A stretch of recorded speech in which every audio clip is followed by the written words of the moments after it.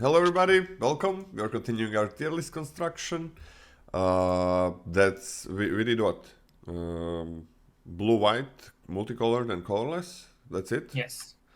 Okay, so I got black, red That's and a lot. green left. What do you say? I think that's a lot. Yeah. Fair amount. Yeah. I don't think we're making quite the perfect time like the last time. No, it's way slower than last time, but we're doing alright. I just gotta go. We'll go faster today. I just gotta get the woman things for Eva. The delivery guy just came. Okay. Okay. Are you live? I'm assuming you're live. Hold on. Let me see. Yeah, it doesn't show up for some reason on the side. Have you noticed? Yeah, it doesn't show up for some reason on the side. There we go. Have you noticed that, Scotty? For me, it doesn't anyway. What doesn't show up? Like you going live for like a minute or two after you're live. I mean, if you're on the Send stream, your Discord messages from me and us. Second. Also, are we doing Arrogant Outlaw first? So is this by what number now? What is it It's by? by number, not CMC, yeah. Okay, let me do by order is set. Perfect. 2 seconds.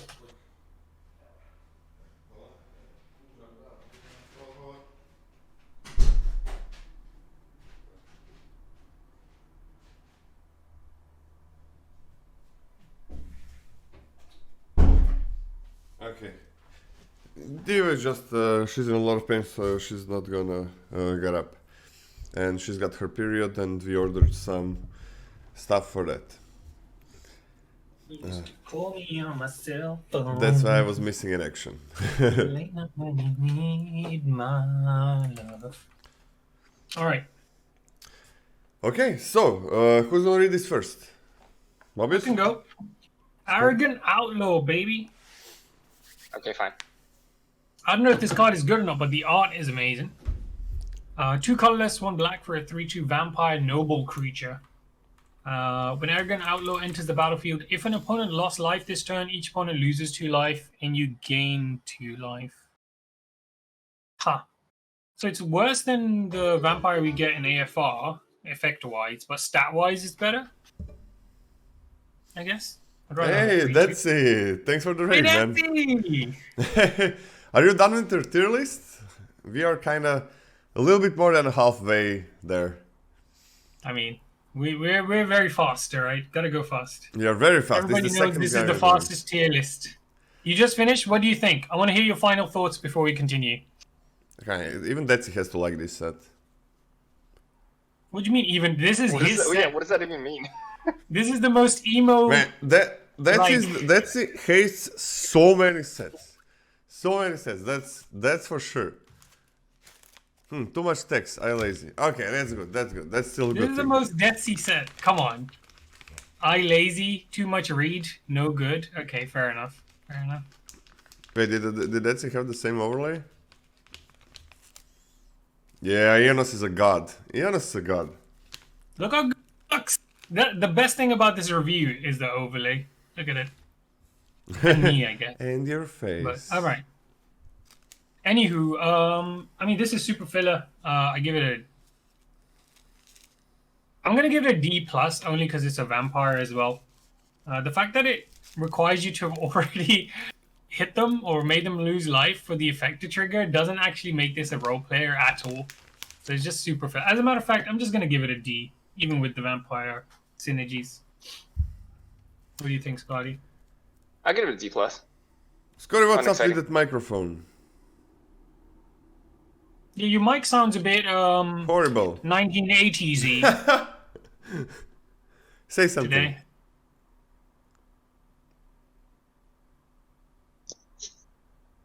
Scotty, you good? You might be on the wrong mic like me yesterday. He's on a headphone mic, right? By the way, everybody, we are doing a tier list. We got a little bit different grading than Detsy. So we have black, red, and green left. Scotty, Let's just be honest, right? If we're being honest, Detsy is crazy with his grades. He loves to give high grades, and we hate to give high grades. So That's also true. That's also true. That's the actual difference. That's the main difference between these two reviews. Is yeah, Detsy loves to give S's. I watch some of his reviews sometimes, and You well, don't I mean, even we used to have read S. together, and Detsy loves to give S's. And we don't even Too have many one. S's. And it's annoying because when he plays them, he's like, "Ah, see how good it is." But then when you play that card, it's shite, and you're like, "Well, That's probably self-mill for you, Mobius. So yeah, super Jabata." He's like, "Look how good this card is. I just won with it, and you play it and you lose over and over." Sounds like a rant. This is fact. Straight hard. Anyway, next card is Lola. Did you say it's D as well for you? nah, I'm okay. This card is gonna be pretty damn good in best of one. So yeah, we just came here, guys, a few minutes ago. Don't know even how we were visible to Detsy. So thanks for the raid. But yeah, we just came here, so probably gotta see about Scotty's microphone and so on. If you see, we started. Should be fine now. Oh, that's great. We started the day Oh, two. perfect. Yeah. We started the second part of the review, right? I don't know, 7 minutes ago or something. So we're kind of waking up, most of us, and at least Mobieus and myself. I mean, I'm fully awake now. I get hyped fairly quickly when looking at new cards. I know you're still asleep because you still haven't looked at Enos's messages. I did look at him, but He's losing his mind. No, I did look at him, Jonas, and I had to start the stream right away. It was, I just woke up, because Mobieus would be angry at me. I woke up and I started the stream.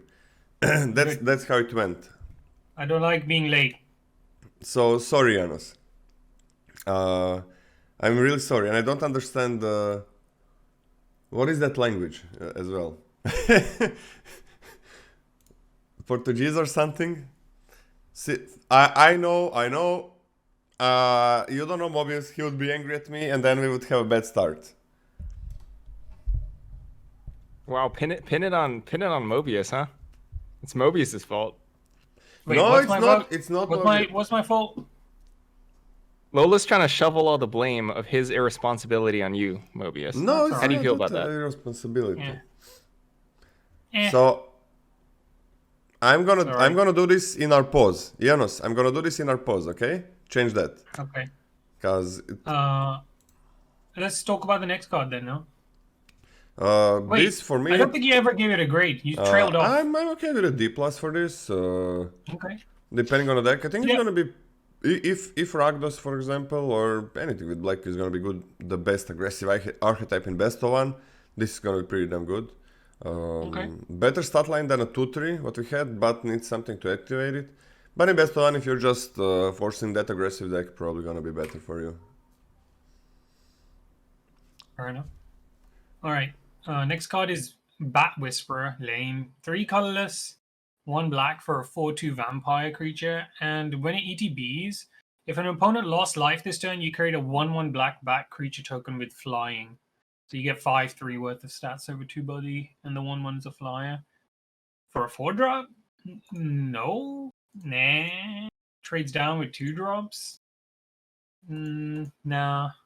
I mean, this is worse than the previous card. I'm going to give this a D- and try never to play this. Yeah, I think this card kind of stinks. I'll give it a D. The stat line is horrendous. It's too bad, I think.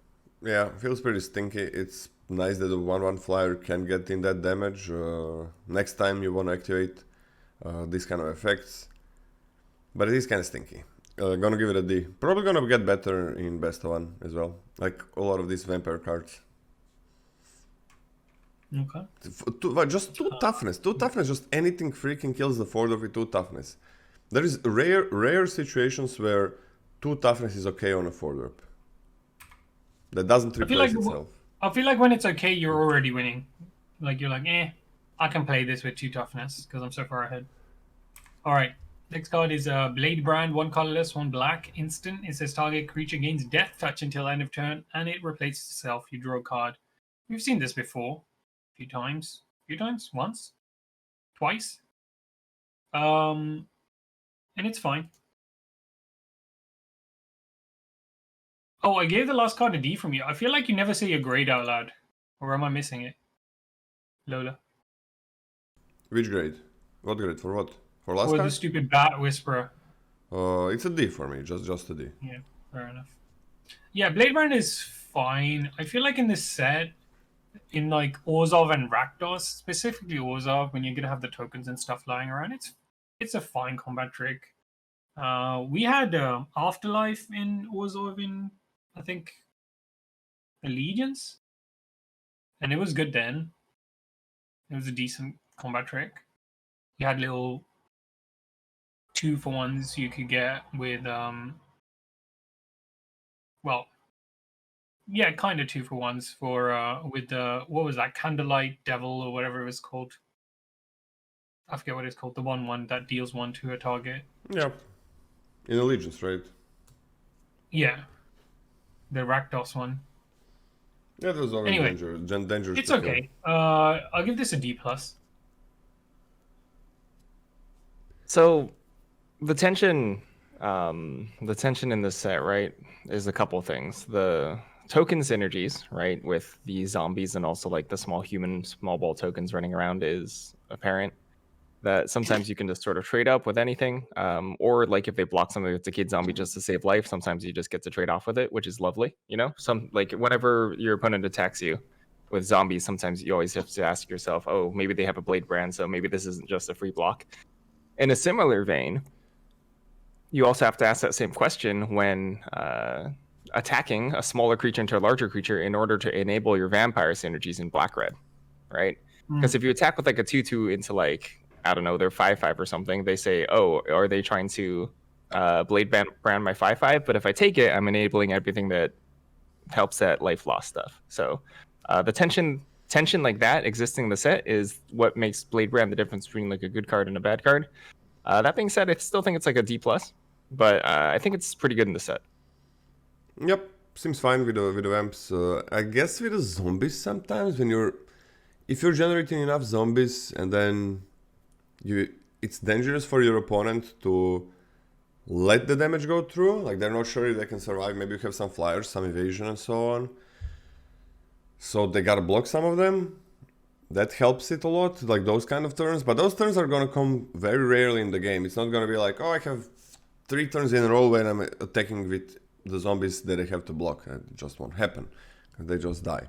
So yeah, I'm still on it as well. Just D+. This card is, if it's alright in the set, it's a D+. It's lower if it's not. As Scotty said, the vampire, the abilities that proc after you've dealt damage to the opponent help with this.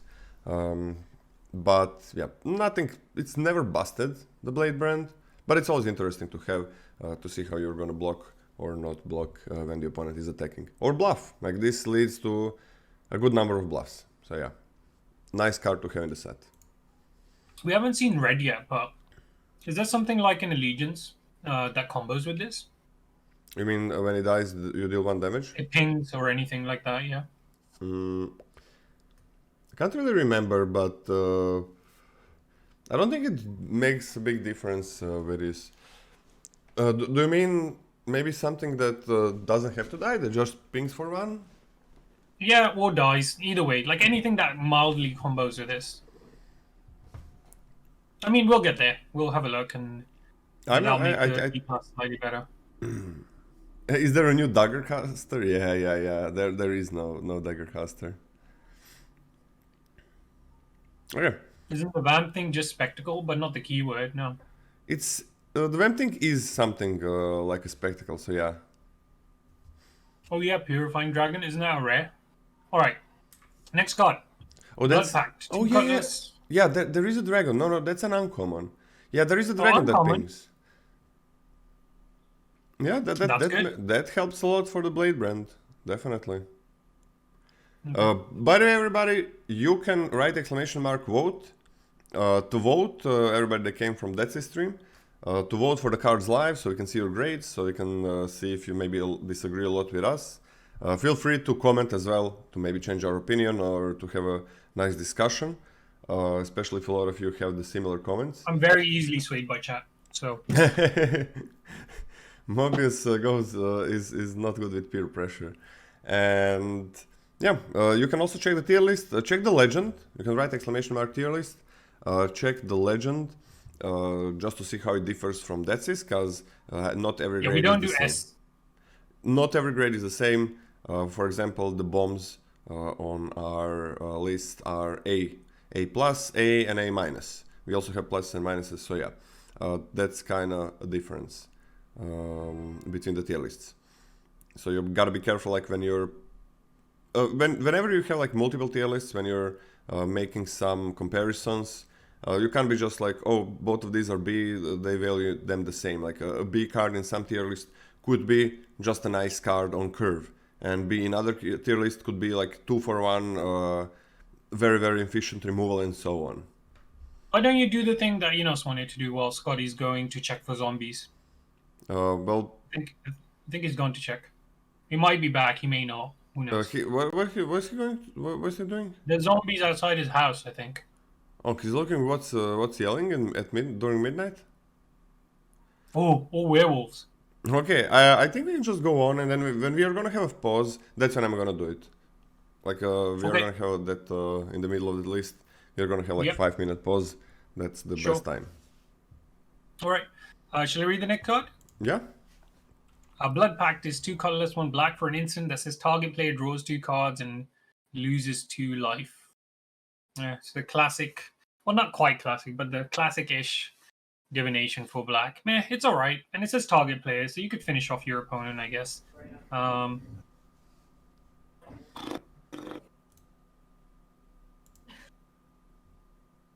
give this a C. This is fine. Scotty, you're next for the Blood Pact. Is everything okay? Seems inefficient. I don't really like it. I'm gonna put it a D+. Like Sign in Blood, even though it was double black. Nice thing about it is you could double spell pretty easily with this. I guess most recently we saw. I mean, there've been various effects like this, and they've always been like relatively unimpressive, but sort of passable as filler. So I like this at a D+. Extra bonus points for killing your opponents with style. Yeah. Same, yeah. I'm on a D+ as well. Just 3 mana is what we get for divination, and divination is rarely extremely powerful or just really good. If a set is very slow and there is no better card draw, then divination is like a nice card, but it's never busted. The slower the set is, the better it is, but this kind of loses your life, so it's unusable in some situations. I just don't like it. If you need card drawing black, though, you take it, so that's a D+ for me. Fair enough. Next card. We have not been going all night. We took a break for sleep, and now we're back. Next card is Crawl from the Cellar. Even we're not that slow. It's 1 black for a sorcery which says return target creature card from your graveyard to your hand. Put a +1/+1 counter on up to 1 target zombie you control, and it has flashback for 4. 3 colorless, 1 black.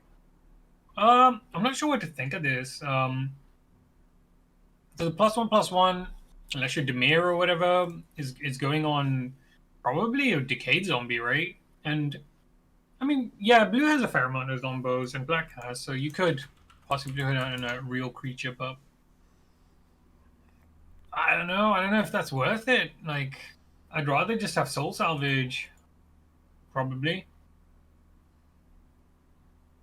Total of 5 mana, so that's 2 mana dearer than Soul Salvage to get 2 counters. I don't think that's really worth it for me. Yeah, I'm just gonna give this a D. I kind of like this card. I think there's pros and cons to this just on its face, even without considering like how high of a density you have of zombies. I think there's things that are better about it than Soul Salvage. I think there's things that are worse about it. So overall, total mana, you're paying more, right?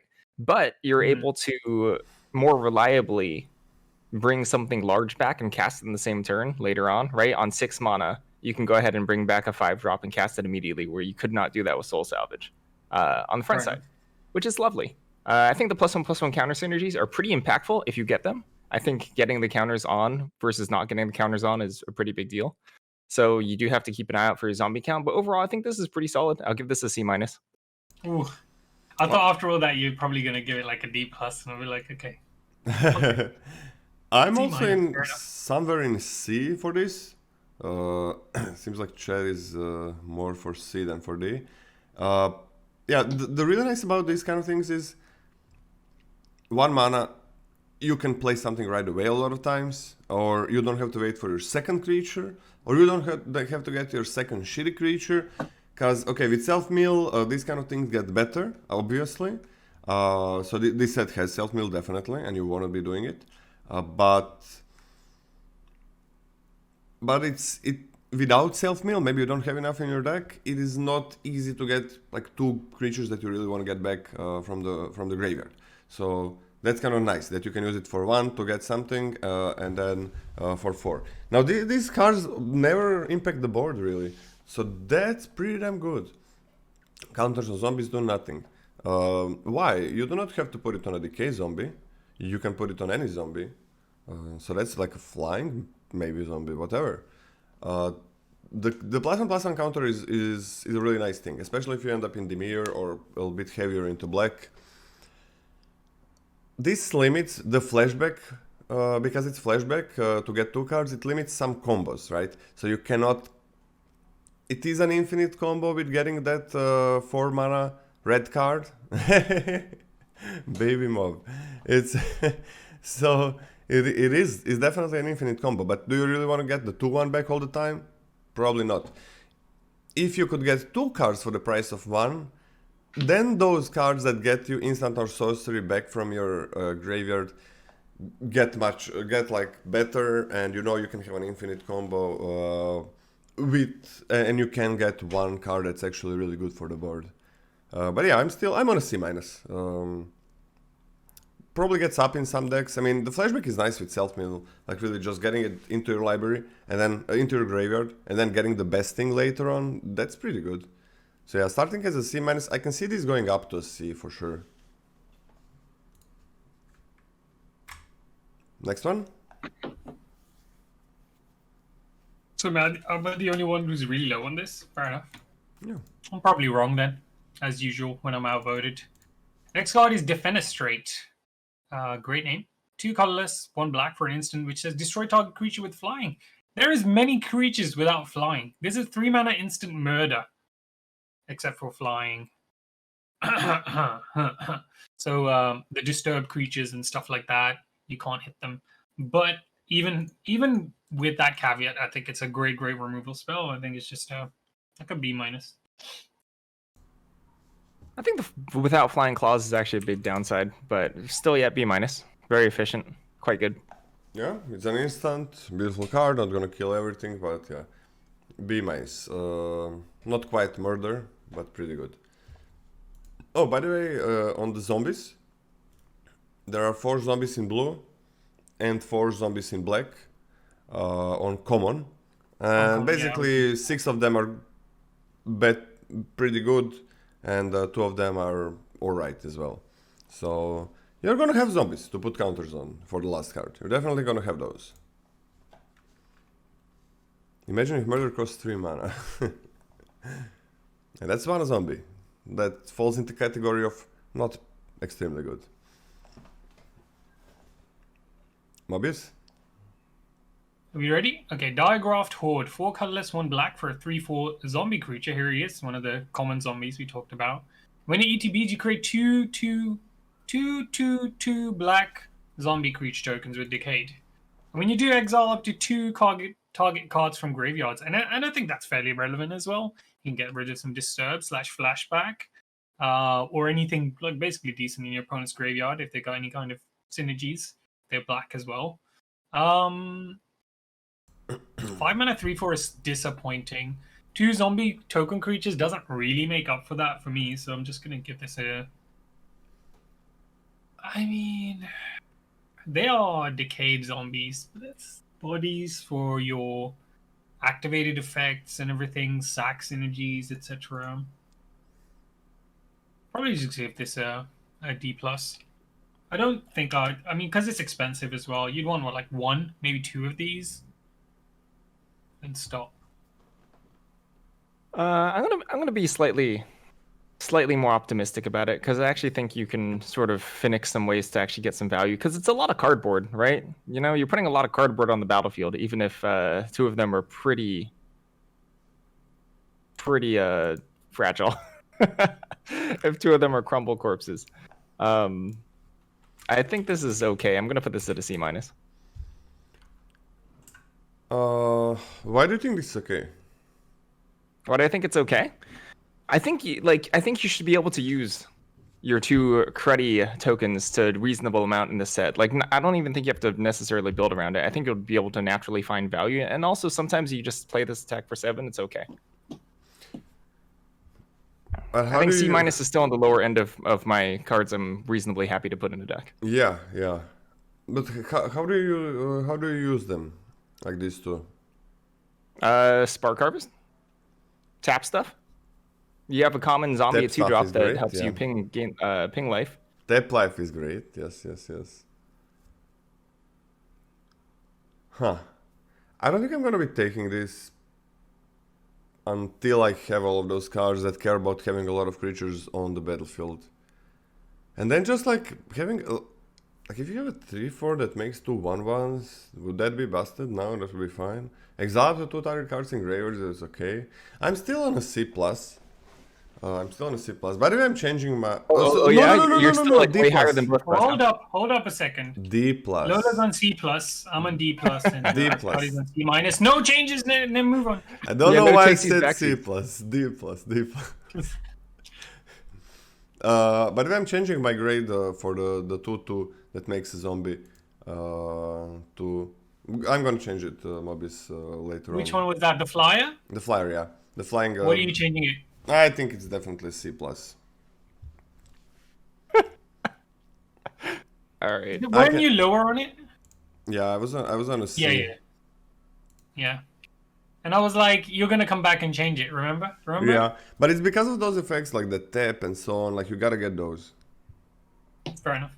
But I think that's like a much better C+ than this is like a C- even, like, because it's mostly because of the cost, right? How many of these would you run, Scotty? Like 2, if you really needed 5 drops?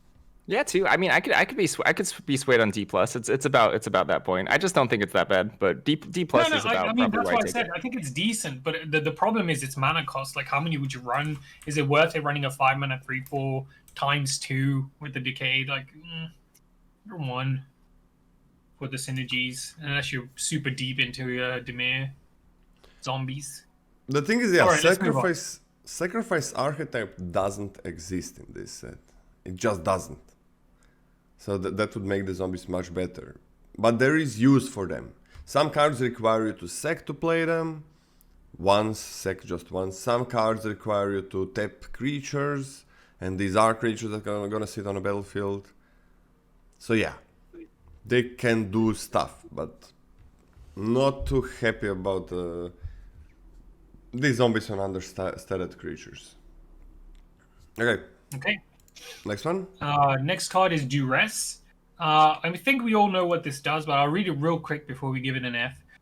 Duress is a 1 black mana sorcery. Target opponent reveals a card. You choose a non-creature, non-land card from it. That player discards that card. That's just an F. This is probably the worst set ever for this to be printed in, but okay. F. Just don't play the cards like this. You do not need to get lucky for cards to do something. You can just play cards that are almost always gonna do something. So there we go.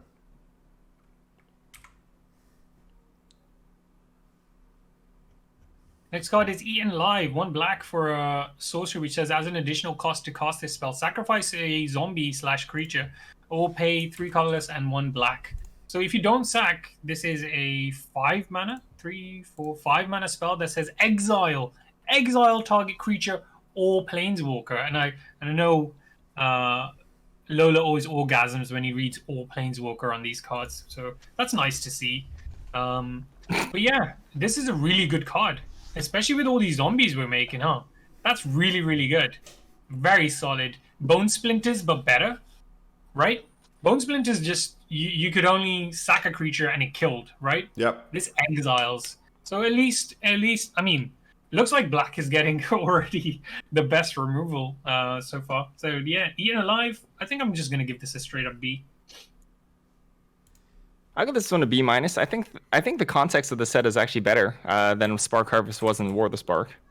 Yes. Because I think you have a lot more just garbage lying around that you're willing to sacrifice. But even then, I still have this at a B minus. I think it's solid, but I think the exile effect in this set pushes it up for me over the other destroy exile cards. is relevant. Yeah, exile is definitely relevant. Not just for the disturb cards, but because there is graveyard recursion. But I'm still on a high B minus. This is super solid card. You're gonna be extremely happy to get it. I mean, one mana is really picking good. this removal very highly. One mana is so easy to play, but it is sorcery speed. I'm having a trouble like giving sorcery speed removal. Oh, come on, man. Look, remember Spark Harvest and how good that was? Like, this is better in this set than Spark Harvest. Like Scotty said, in Spark Harvest was in War of the Spork. But I think it's... I mean, there was a lot of things that create 1/1 tokens as well there, like a lot. Yeah, I mean, we're making 2/2 here. Not that that really matters, but we have fodder lying around. Yeah. I think the biggest thing for me here is that we've talked about how one-on-one removal isn't really that good in this set because you get stuff that just recurs itself anyway. So really, you're going down a card usually in the long term. But with this, you're never doing that. And the fact that it hits Planeswalkers as well is nice, I guess. But mainly, the fact that you're not going down on your one-on-one removal over their biggest threats or whatever threat you're removing is huge for me. So I think that's going to be very important. I think I'm still on a B minus. Like, it is a sorcery. It is a sorcery, sure. And you can cast for 5 to exile. You can cast it for 1 a lot of times. But yeah, I can't give in instant sorcery speed removal even as good as this one, like higher grade than a B minus. And yeah, I mean, you talk about more about the Planeswalker thing than me. It's like it's nice that it's there. I get there in front of you, that's why. It doesn't even matter, right? It doesn't even matter like having it, but it's so horrible when it's not here. That's yes, exactly, exactly. Yes. It's like, oh, you play the Planeswalker. I can only kill it by attacking. That's the only way I can deal damage to the Planeswalker unless I got a rare that deals with it. I mean, what the fuck is that? That's like every rare had like protection from non-rare removal. Great design. So yeah, beautiful that everything targets Planeswalkers, so they are not completely overpowered, the ones that are good. That's just a beautiful thing. Because they're still gonna be amazing. Okay. Sorry, I can't stop looking at the picture of my baby. It makes me so happy, man. Oh. Anyway, Ecstatic Awakener. 1 black for a 1/1 human wizard creature. It says you can pay 2 colorless and a black, sacrifice another creature. Hold up, wizards. Lola told me there's no sacrifice synergies or deck in this format. What is this card? They sacrifice another creature, draw a card, yeah. then transform Ecstatic Awakener. Activate only once each turn, though. That's interesting. Let me see what the other side says. Bloop. Awoken Demon. It's a 4/4? Oh, I see. I know we had a white version of this where it was a 1/1 on the front and then, what was it, 3/3 on the other side? Am I misremembering? It's well, that just Coven. You mean with Coven? With Coven, yeah, that one. Yeah, but it's completely different, right? It's completely different, but also it's their like I think every color has one of these. No, I don't think there's so. one in blue as well. The stupid thing that you guys were super down on and I'd never seen before, so I was pretty happy with. Wait, what the card? insect thing. The aberration. Oh yeah, the Delver of Secrets. Yeah. So do you think this is a cycle? Okay, wait. Maybe, right? I don't think it is. Either way, this is see. pretty good. This is pretty good. I wonder if I can steal opponent's cards in Rakdos. I bet I can. I bet there's a card that says, hey, pay 3 mana. Yes. Here, take your opponent's creature. Yes, then there is. sack it. Ooh. Even then, even if you don't have that, sacking these stupid, already dead, dying zombies to make this a 4/4? No keywords. Which is... Like, even Menace would have been nice. What the fuck? Demon, It right? replaces itself. Are you crazy? It's already replaced itself. So, But I'm paid 3 mana. I want to get my mana well. Anyway, this is a great card. This is a 1-drop that does something when you with your decay tokens. It's great. I'm gonna give this a high C plus B minus. Sacrifice another creature. That's 4 mana total, and you can do it immediately. That's a 4 mana 4/4 at base, I guess. Yeah, I'm just gonna give this a B minus. I think this is an important card. I think that when you end up flipping this, it's not gonna exactly feel like you're doing super incredibly busted things. But you know what more can you expect from a common? I think it's gonna be a super solid role player, and as I said before, I don't think it's gonna be that difficult to get fodder lying around. I think this is a C plus for me. So yeah, interesting thing, like you attack with this and you transform it, or you can just get 1 damage in for a few times if you don't want to do it. But yeah, this gives you the option, right? If they block, then you do it, and if they don't block, you might play something else. No. So I don't think this card is gonna be overdrafted. I think this card is amazing. Like it's Mobieus, you say that you want this to give you to give you some keywords and so on. Like if you have it's a 3 mana 4/4, right? Even on turn 4 it's gonna be fine. And I think by turn 4 a lot of times you're gonna have some fodder for it. And sure you're removing something, but it's almost like replacing itself with the zombies lying around and so on. Yeah. Or maybe the humans, maybe the 1/1 human you don't care about is there as well. It's not vanilla, is it? It's not. You draw a card. Yeah, it's. Remember, it says sacrifice another creature, draw a card. Draw a card. That's so huge. That's a huge thing. It's not just sacrifice; you transform it, which would have been great, but not terrible either. But yeah. Anyway, what do you give it, Lola? I'm actually gonna give this a B minus, but this doesn't this doesn't make any sacrifice archetype. There are cards like these, the last 2 that we saw, like the Eternal Eye, the Demon, and we're gonna see some more soon. That sacrifice once, and it just pop, you got 1 sec. So it's not a real sacrifice archetype, but there is gonna be use for these zombies. But you don't want to have like too many lying around. Okay, next one. The next card is a Hobbling Zombie. It's a 3 mana 2/2, 2 colorless, 1 black for a zombie creature with Death Touch. Okay, I'm on board. And when it dies, create a 2/2 black zombie creature token with Decayed. I'm very much on board. Wow, this is going to be annoying. Where is it on the tier list? There it is. I think this is just a C plus for me. Like, it's Death Touch on a 3 mana creature, which we've seen a bunch. But usually, I feel like they most of the time haven't had any extra text, and this just gives us a zombie token which we can use.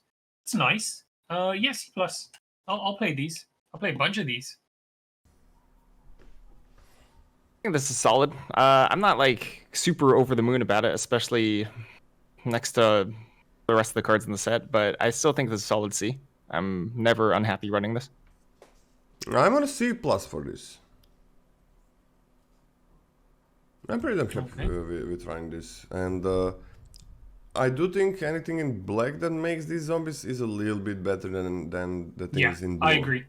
Because it goes into green-black as well, which is important. Yeah, it's like a little bit better, but not like over. It's not like completely busted in black and bad in blue. It's just in black you're gonna have these incidental sec effects that are gonna sometimes make use of them. Next. Morkrut Behemoth. Behemoth? 4 colorless and 1 black for a 7/6 zombie giant creature. Okay, what's the drawback? As an additional cost to cast this spell, sacrifice a creature, okay, or pay 1 colorless, 1 black. So it's 5, 6, 7 mana total for a 7/6. I mean, if you can cast that, it's not the end of the world, 7 mana. However, most of the time... Oh, I'm sorry. I forgot the keyword menace. It's a very scary zombie. That's great. You can cast a 5-mana 7/6. Again, this is again hobbling zombie maybe lying around, or even it hasn't even died yet, and you just kill your hobbling zombie, get a decay token, and then use that for something else. It is excellent. I mean, it's a 5-mana card, but I'm still gonna give it a C+. I think All this right, is gonna be huge in black. I'm not quite as jazzed about more Crypt Behemoth. I think there's actually a pretty real fail case here that if you actually have nothing that you actively want to sacrifice, like as in if you don't have a decayed zombie lying around, could be pretty bad.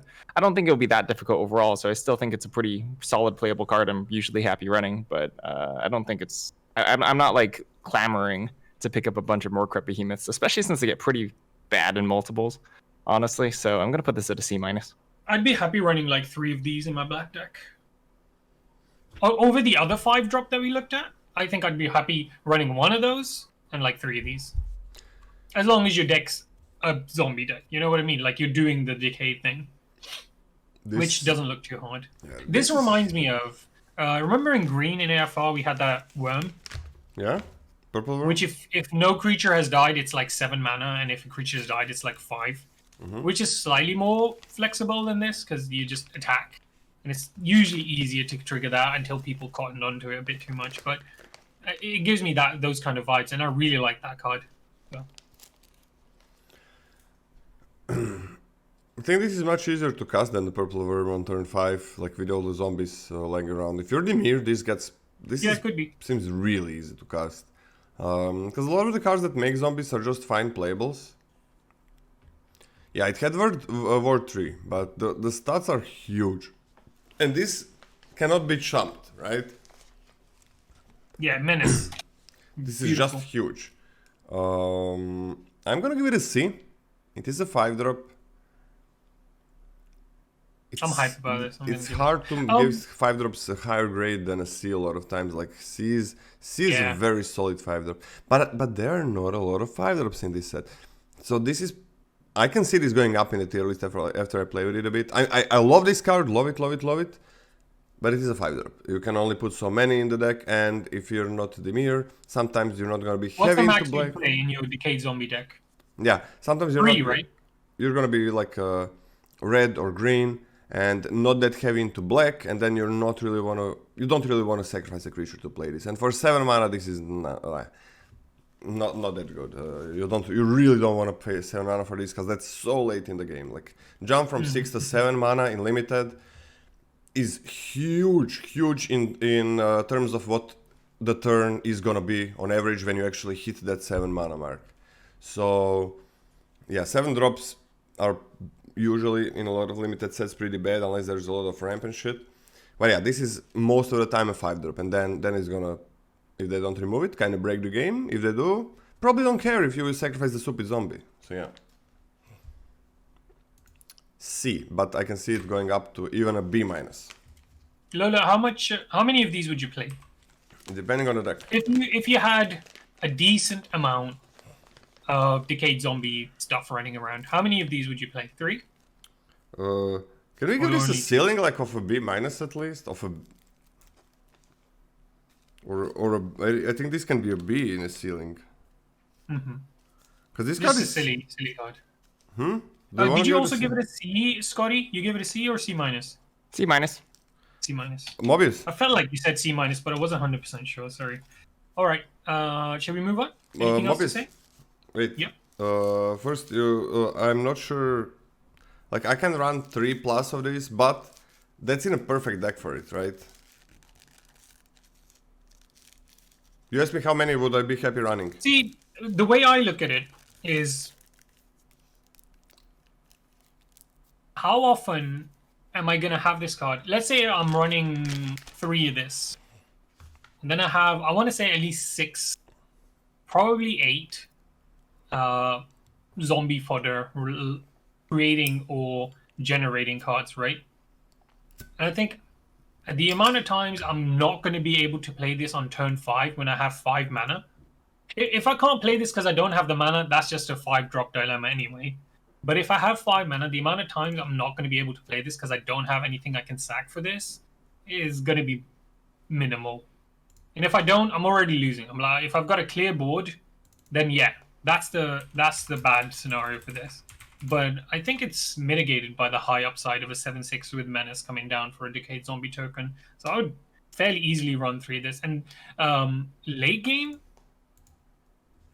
I mean, if you at that point you're flooded out anyway, right? You just pay the 7 for it, even if you have zombie tokens lying around. Yeah, and you're fine with the 7/6. Yeah. Yeah, it's just down.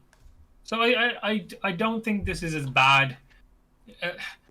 Obviously, if you just focus on that one scenario where you don't have anything to sack, so you can't cast this, but you have 5 mana, that's the worst case scenario for you, because then it's just an absolutely dead card, no pun intended. But other than that, most of the time, this is a great card, like way above rate.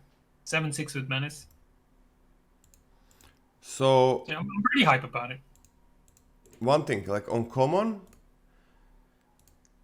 you have like 2 really good cards that make zombies, like the 2/2 flyer and the 2/2 death touch. Yep. And 1, 2, 3, 4, 5, 6 cards that are nothing special. Few of them are almost unplayable. So there's like 8 in total, but there's actually like 3 or 4 in total that makes the zombies. So it's not. I think not just Decayed. This could easily run in Orzhov as well if you're making tokens With humans, yeah. Human tokens and stuff like that. But it's beautiful with zombies. Yeah, I agree. And in Orzhov, you can also use it to kill your stupid cards that you want in the graveyard to get their disturb up and stuff like that as well. Like, I think there's enough for this card to be a C+. Whereas usually, like you guys said, it's a 5-drop, so you'd be pretty hesitant to move it into higher than a C. But I think I'm going to pick these up like as much as possible, and same with the as with the removal, and then just try to get in the end, early bodies. So in the end, the average that you think, what's the average you think you're going to be happy in running in just a normal black deck? If it's not super dedicated, 2. I'd be super happy running 2. But if it's dedicated, I'd easily run 3. Okay.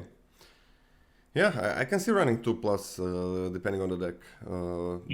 Do you guys want to give this a ceiling, right?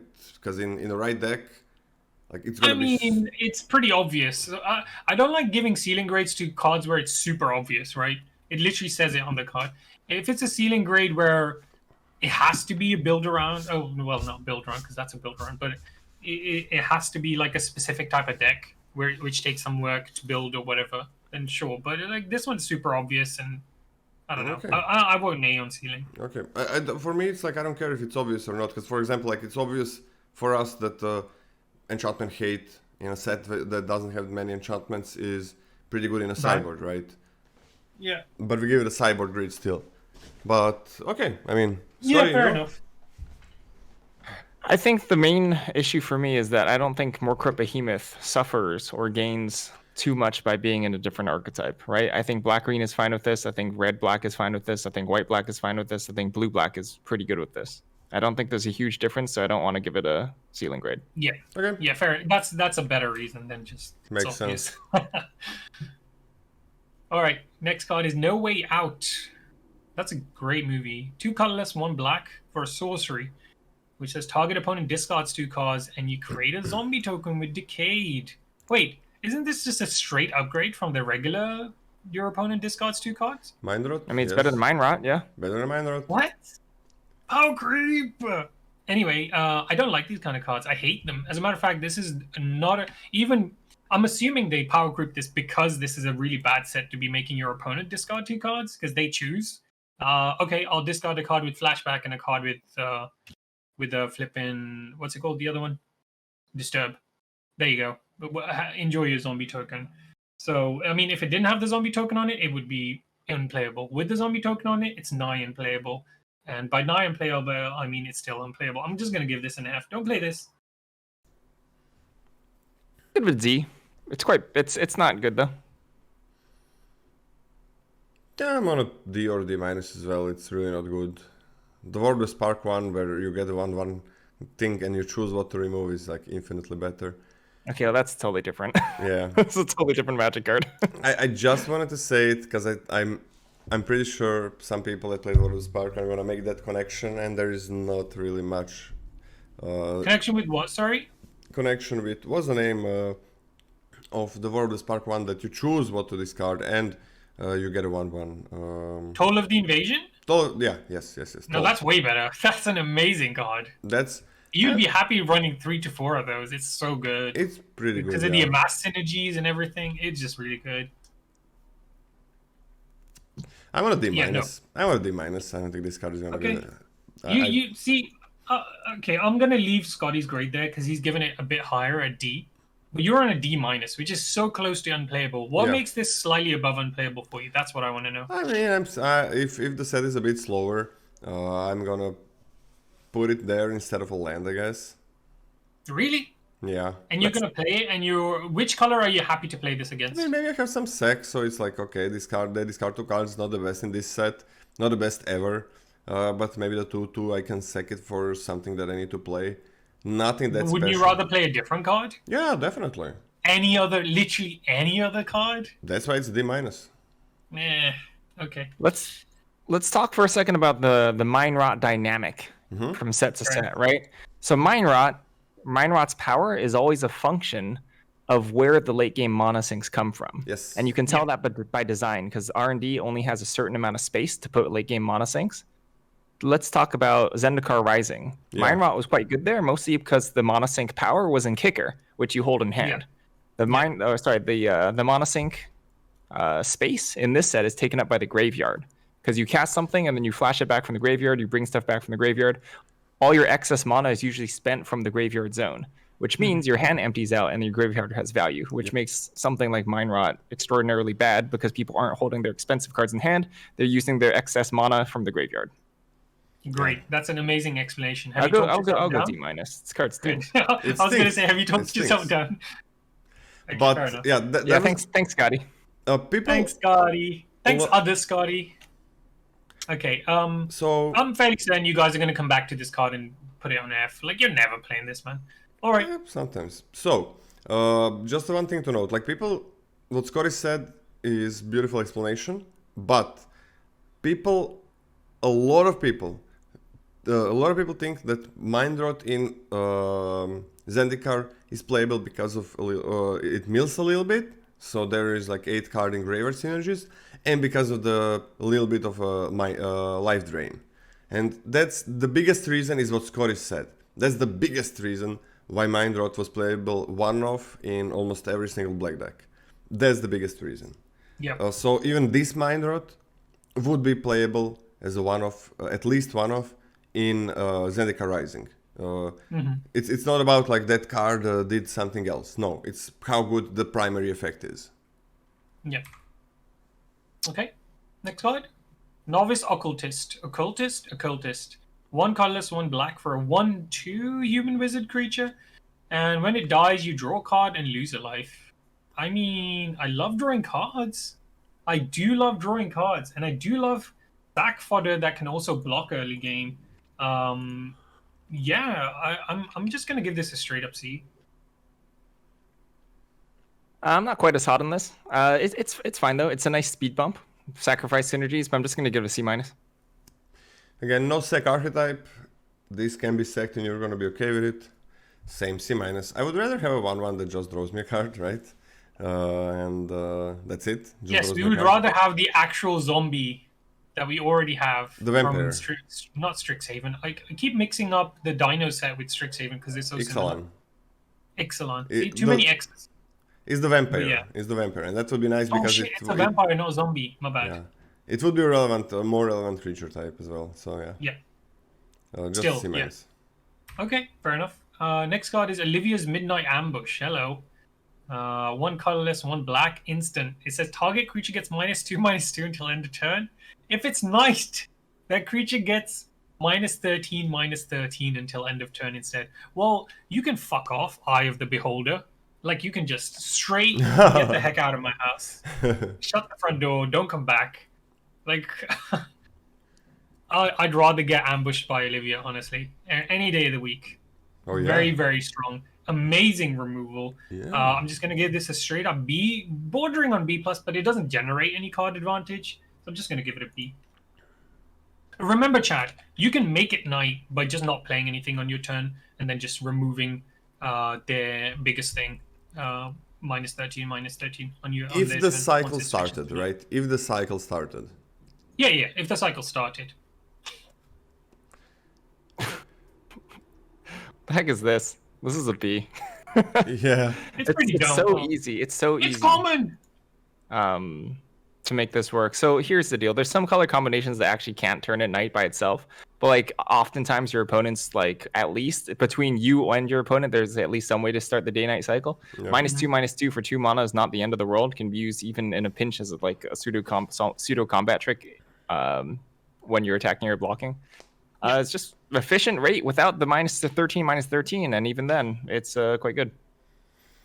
Like in anywhere except in best of one, there you're probably gonna see the best aggressive archetype almost always, but on MTG Online, in your game store, in best of 3 arena, like there's a good chance one of you is gonna play either red or white, either red or green. And then there are some few white cards that also make it day or night. Blue is kind of bad. So yeah, there's a good chance that it's gonna start. But the floor of this is a -2/-2, which is better than 2 damage in draft. Yes. It also wins you fights that you wouldn't win otherwise, so you can kill something bigger while attacking. Hopefully attacking, sometimes blocking. It's dangerous to do it while blocking. Any trick is dangerous for that. But yeah, -13, -13, just kill anything. A B. This is a beautiful card. I feel like I just want to make. I feel like -13, -13. By the way, is better than destroy because it gets around like indestructible effects and stuff. Yeah, which is huge. And -13, -13 is obviously like effectively saying like kill anything. There's not going to be a 13 power, 13 toughness creature on the board.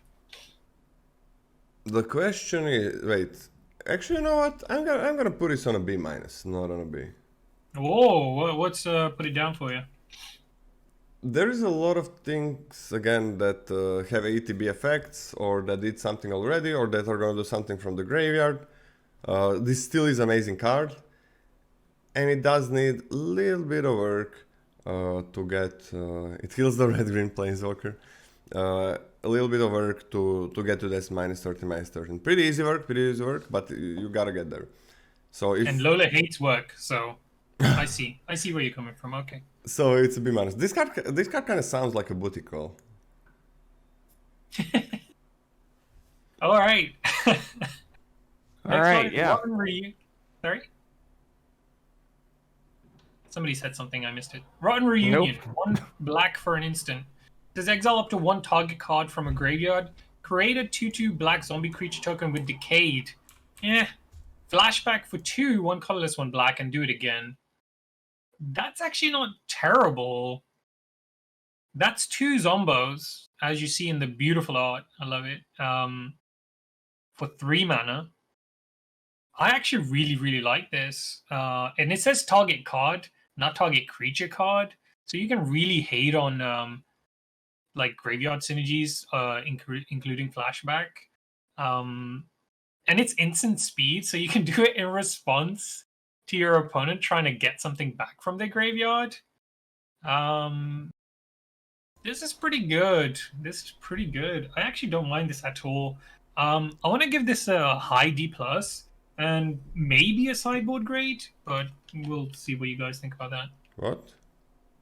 I think you got to be using the excess cardboard for some pretty intentional value here, or be able to actually make the exile clause relatively relevant, which it's not going to be like super impactful in every matchup, but it's going to have, I'm guessing a little bit of value in most matchups. That being said, I still think it's a D. I think it's pretty shit. Chat is on C and D+, Mobieus and D+. I mean, what is this? Like, it's not proactive. You gotta use it for the flashback. I think this is a good card in sideboard. Yeah, sideboard grade, I'm happy to go down to a D. I'm on a D-. This card seems like trash.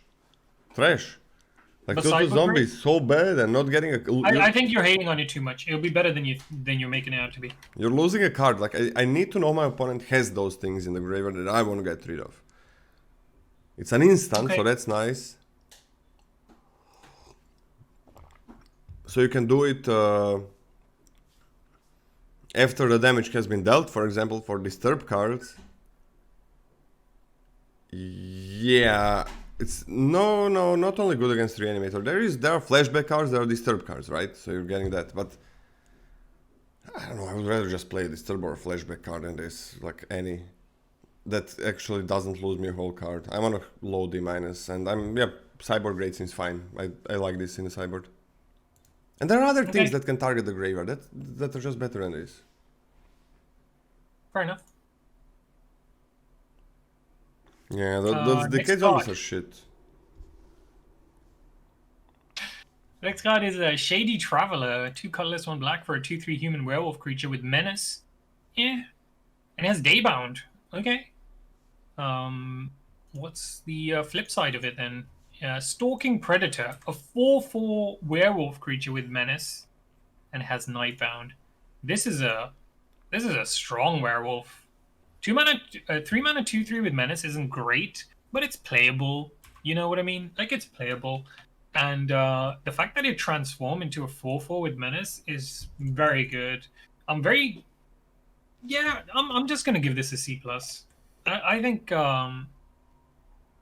this card is gonna be a menace to deal with. Yeah, I'm not particularly hot on this as a 2-drop or werewolf or otherwise. I think actually being out of synergistic colors for day-night, or White for black like is, werewolves in general is not particularly amazing. I understand this can start like your business for Olivia's Midnight Ambush or something like that, but overall I'm not super jazzed about this. I think other 3-drops, if you're looking for a synergistic game plan, is going to be more valuable. I have this as C-. Even though it's like a reasonable card, I think you're looking for other cards in black. Yeah, I think it is a reasonable card. Like 4/4 menace does affect the late game. You gotta be careful. Like, these things you kind of need them to affect the late game later on. Because you're not gonna be playing this on turn 3 and then making it night next turn. Because that could, I'm gonna probably see this, but that could easily lose you the game. Now, if you have some instant speed cards that you're gonna use on the opponent's turn, this gets much better. This kind of early game werewolves, in my opinion. Because then you don't lose a turn to make it a 4/4. Because 2/3 menace is pretty shitty. It's like, it's not good, especially in what? It's better than, yeah. It's pretty shitty, but so these werewolves kind of need to have a good effect in later parts of the game where it's gonna be continuous night. And 4/4 menace kind of does that. It's big enough and it has to be blocked with 2 creatures, so good chances that one of them is gonna be a good trade. Yeah. If you can make it night next turn without losing the resources by playing something with flash, by playing something with as instant speed on your opponent's turn, that gets much better. It gets much better. I want to C- to start it, but I can see it going up, and it really does go up depending on what archetype you're playing in. Like maybe you're red, maybe you're green, so you can you're. I think even white has Daybound stuff. And but nothing special, I think. But in blue, for example, you do have those instant speed cards. And this gets a little bit better there as well. If you can expect, like, to have turn 4 or turn 5 be the turn where you're playing on your opponent's turn. Sorry about that, guys. I was just unpacking something. Gotta mute myself. That's okay. Scotty, what did you give it a C- as well, or a C? C-. I think not being particularly synergistic is a big hit, but I think it's a solid body. Yeah. Yeah, you want this to be what, red or green? Love it. I mean, it would probably be better if it was red or green. Yeah. Sorry, yeah, I'm not reading. I don't know why I'm trying to read Siege Zombie. I mean, I can read it. Siege Zombie is a 1 colorless, 1 black, 2/2 zombie creature. It says tap 3 untapped creatures you control. Each opponent loses 2 life. This is better than it looks. I mean, actually, you guys have probably cottoned on to the fact that zombies are going to be doing zombie things with Decayed and stuff. So this is actually better than it looks. This is a bear with significant upside, I would say. So I'm just going to give this... Remember, you only need 2 more creatures because it says 3 total, including itself. So I'm just going to give this a nice C. Solid C. Solid 2-drop. It is solid 2-drop, but like 1 life loss is... It's not that. I mean, look, if you got a nice zombie deck and you're amassing these decayed zombies, like the more you have, like first 2, this works, and then if you get another 2, obviously if you get another 3, you can activate this again because this doesn't require itself to tap. Or if you have another 2 and maybe 1 other creature that's just lying around or whatever, board stalled a bit, it's 2 life a turn for no mana. I think it's decent. I like the tapper one much infinitely better. The one that taps. The blue one that taps. Yeah, that one's infinitely better. One life loss, well, I think does add up significantly. Any sort of 2-drop that sort of has late game reach when you get stalled out is always usually overperformers. Mm-hmm. This adds up quickly. It does add up, but I want to C- with it. Low C minus until you get there and then you pick it up later. Like there are a lot of cards like this that you pick up later in the draft. I think. Lifelink or zombie? No, lose life. It's no deal damage. But still, it's like 6 creatures, easier to get in this set than in other sets, and then it's just 2 life, and you're not attacking. Don't think this is anything special, but it's a pretty good 2-drop. Like it's a pretty good 2-drop. All right, I'm sold. C+. Premium 2-drop. Okay. Yeah, I was gonna say what you're envisioning, Lola. You're not gonna get this late. You're gonna have to pick this early because people will not pass this to you. I don't know. Not gonna be too sad about it. But the thing is there a link to vote? Yes! ! Vote if you want to vote. And it takes you to a slider link. Sorry. It's like you don't want. I don't want multiples of these. I do. Play 2. I play 2. 2 is fine. Makes it more consistent. I don't know. I think they're gonna be easy to snatch up. Yeah. Alright, next card is Vampire Interloper. 1 colorless, 1 black, 2/1 Vampire Scout creature. It has flying, which is nice, but it can't block. Well, this is the card for best of 1, eh? Where is it? Vampire Interloper. I think I'll just give this a C. I hesitate to give it a C+, but at best of 1, it's a C+. Like Lola's saying, it's going to be a lot more aggressive. And just starting with this, your opponent's going to have a miserable time if you got a nice Rakdos deck. They're just going to... Or even in Orzhov, it's going to do a heck of a lot of damage. Starting with this on turn 2. Vampire Interloper, I can't find it. There it is. I'm just going to give it a C tentatively, and then see how the meta plays out, and if this is as good in best of 3 as it is in best of 1. All right, I don't particularly love Vampire Interloper. I think if you're very, very lean and aggressive, then you're going to want this. I think most decks actively don't want this. Not being able to block is a huge downside. I understand that 2-power evasive is pretty strong, but you want to have a pretty dedicated game plan. And otherwise, I'm not particularly interested. So that all means C- for me. Oh, where is it? There, C-. C-, I'm close to C+, but I'm gonna C. Mm-hmm. Definitely goes up in a very aggressive deck. It's an amazing card in a very aggressive deck.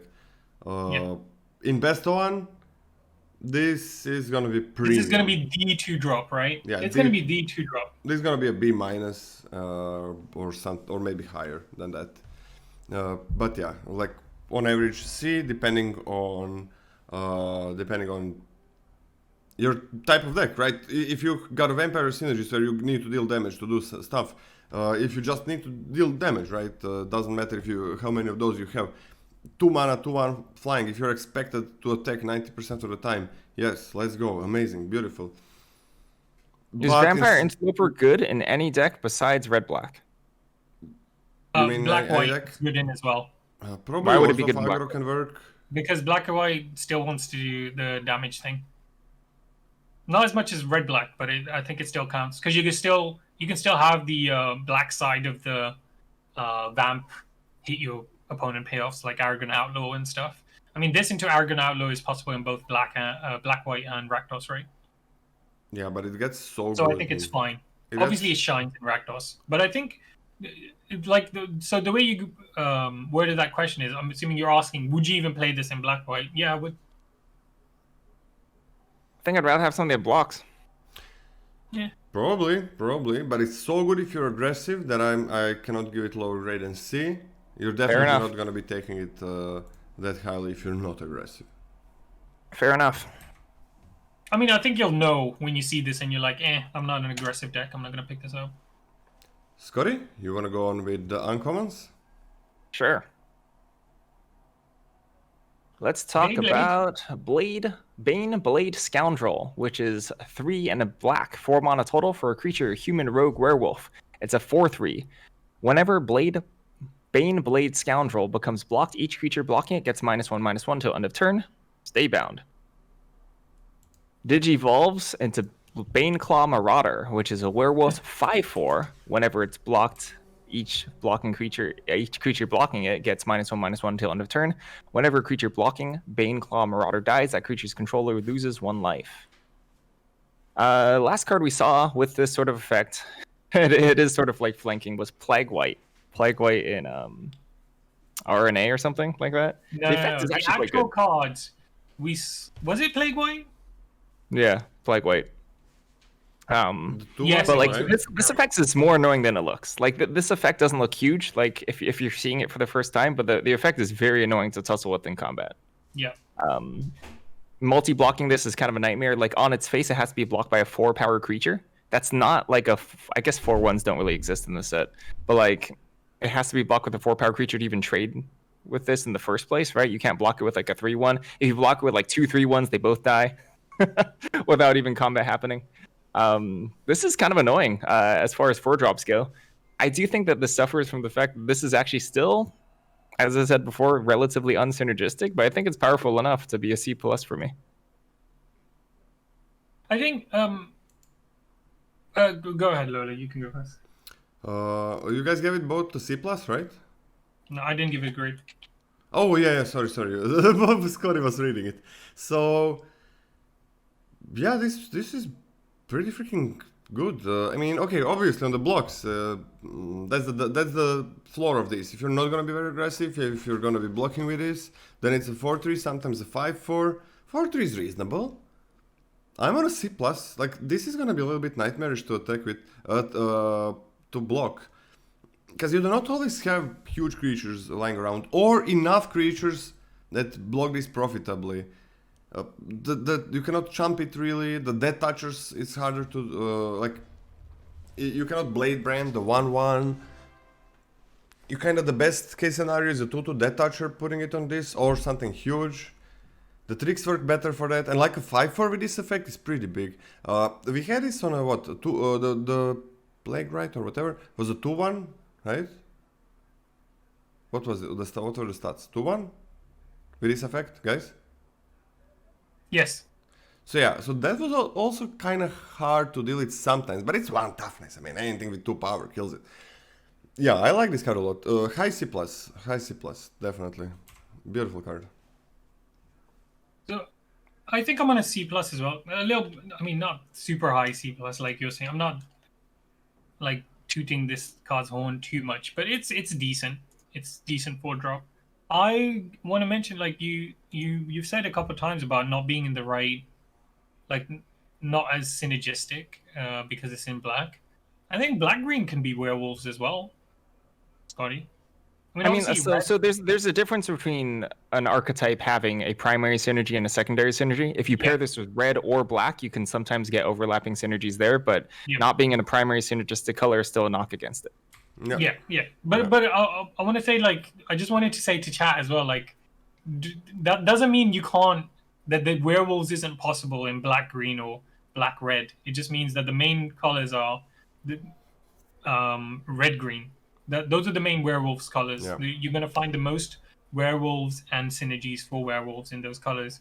But black-green, especially, and black-red is still possible. I think that is more accurate than what I said. I think what I said was confusing. Thank you. Yeah, and it's just like if a card is good, the card is good. That's like if the card has a good base. It's just the synergy wise, right? Like you can still get the synergies in black green and black red. You can. It's not that it's it's a good card, but because it's black, you're gonna miss out on the werewolf synergies completely. It's not gonna be as good as if it was red or green, but it still works. You definitely can. You definitely can. And like in white, no werewolves, but there is some day-bound creatures, creatures that care about day and night. So, for example, the uncommon. And if you're heavy into a color that has werewolves, and that's just gonna make it even better, even though you're not in the primary werewolf colors. But if a card has a good base, if a card just has a good base, you don't care about the synergies. Like if this card doesn't need any synergies to be good, right? It's just good on its own. Yes. Floor is when you're blocking. That's the floor of the card, which is fine. 4/3 for 4, nice floor. Yeah, it's just good, and it would be good in any color. So not busted or anything. But yeah, sometimes you just look at a base. You shouldn't care about the synergies, even though the card is better with synergies. And when you're gonna be happy changing day to night or night to day, whatever you wanna do. Here, probably tonight. Next one, or you have something to add? Like that being said, if this card was like red or green, for example, it might be like a B-. That's all we're saying. Okay. Basically, yeah. That's also true. That's also true. And black is not always aggressive, I think. So yeah. Blood Tithe Collector, 4 black for a creature, Vampire Noble. It's a 3/4 with flying. When Blood Tithe Collector enters the battlefield, if an opponent lost life this turn, each opponent discards a card. Pretty interesting. I think this is relatively interesting. It's kind of actually by the time you hit 5 mana, your opponent probably still has a hand. So it's kind of nice. In fact, it's kind of probably that sweet point where you can hit kind of one of the nicer cards that they've been holding on to as well, if you do end up getting proactive and getting in. That being said, especially stacking up against other black 5-drops in this color, I'm not like incredibly jazzed about this. That being said, I don't think this can be that bad. I think I have this at a C. Ooh. Wait. You got it at a C? But you got a 3/4 from white as a C+. No, that was a C-. Really? Yeah. Really? Am I wrong? I think you got it as a C+, and then C is very high. It's a 5-drop, not a 4-drop. A 5-drop, yeah, 5-drop. Yeah. What was the name of the card? I really like 3/4 flying as a stat line. I think that's always a very good stat line. We can have this argument again, but Yep. No. Scotty has been known. He is a lover of 3/4 flyers. I love 1 mana white cards, and I love 3/4 flyers for 5. What's the name? Soul Guide Grief. Aha, I guess you had it as a C. I mean, I think this is fine. If you end up discarding a card with this, I mean, that's pretty good. Like 3/4. This will be just 3/4 discard. Opponent discards a card. That's really good. Again, not that many 5-drops in this set. Not that many. There are good ones. I'm on a C. Solid C. Goes up to C+ in some decks. Yeah, I like this a lot. A 3/4 is gonna give you some card advantage, even though the opponent chooses the card. Yeah, okay. And at 5 mana, a lot of time, like that's the time where you want to use that you discard 1, super early or a bit later. I think it's good timing. Okay, I'm on a solid C. Yeah, fair enough. I agree with you guys. Everything you said. I'm a little bit lower at C-, but basically the same. Okay. Let's talk about Covert Cut Purse, which is 2 black, 3 mana total for a creature human rogue. It's a 2/1. When Covert Cut Purse enters the battlefield, destroy target creature you don't control that was dealt damage this turn. It has Disturb for 4 and a black, 5 mana total. Flips into Covetous Geist, which is a spirit rogue, which is a 2/2 flying death touch. And of course, if it would die, you exile instead.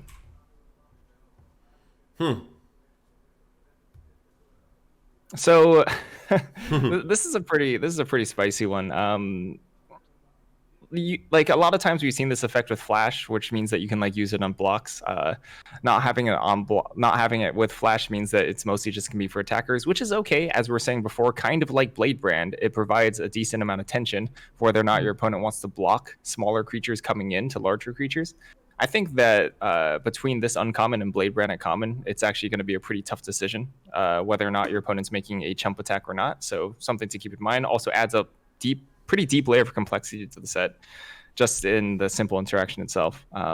Coming back as a 2/2 Flying Death Touch is pretty boss, to be honest. That can block. I don't really care that it's 5 mana for a 2/2, right? It's 5 mana for a 2/2 after you've done like a thing with this. Yeah. I like it. I like it a decent amount. I'm gonna put this at a C+. Yep, I like this a lot as well.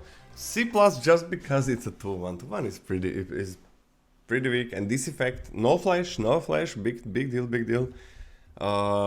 Again, this card existing, Blade Burn existing, is gonna make blocking a little bit harder when you're playing black and red, when they actually want to block, so you don't get extra effects.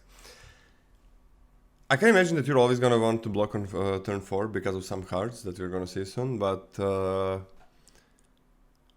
yeah, I like this. The stats are super weak. Like this card on the front side, 3 mana 2/1 with this effect would be pretty horrible, but because it has something that can raise maybe, that can deal damage in air, or literally block anything without first strike and trade with it, is pretty damn good. Gonna give it a C+. I don't think it's a B- just because the front card is pretty damn weak. Yes, you can burn something with spells and kill it off, yes. I mean, oh, there is a red card, the dragon, that deals 1 damage to target creature, right? Sure. When it attacks. I think it's It each would creature. work well with that. What? I think it's each creature. No. The uncommon. Yeah, right? No. Am I crazy? No. That So things, right? That Oh, would sorry, be- it's target. That would be target. horrible. My That bad. would be absolutely horrible. No, each creature your opponent. No, you're right. It's only one. Yeah, that would be like I would be very sad if that was the case. But yeah, that's 1 damage and kill something. There's things that work with it. Zombies as well, but I mean, zombies are not gonna be easy to attack with. You get just one attack. I'm on a solid C+. Yeah, I'm on C+ as well. Nothing much to add here, except they've really missed out here on an opportunity to have every single word in the name of this card start with a C. Covert, cut purse, covetous guys. They could have called it covetous Casper.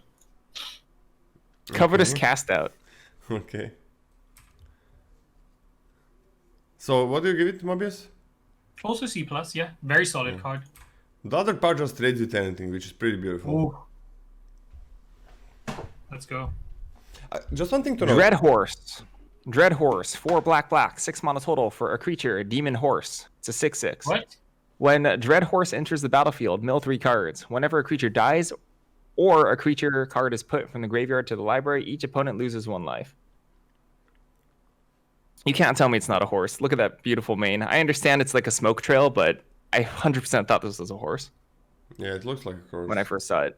It's a dog the but- size of a horse, so, you know. Yeah, like it's first of all, it's huge. Like that's the smoke trail definitely looks like just horsehair. you know- Anyway, it's This kind of is not- huge. This this card's is- kind of huge. But it's not huge, right? Unless this is huge grass. No.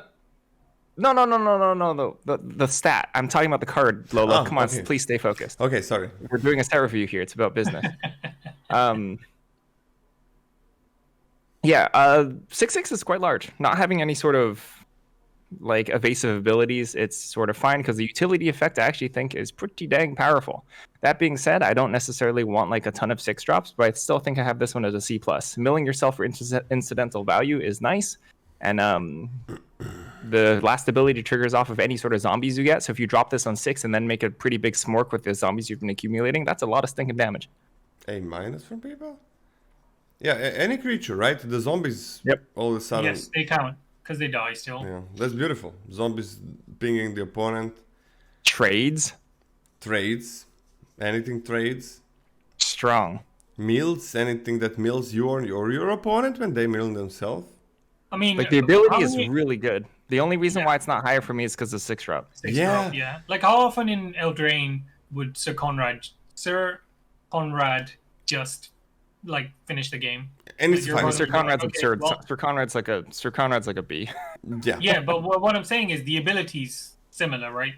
Yeah, it is, Yeah. right? It is similar. Yeah, it's just the pinging just adds up a lot.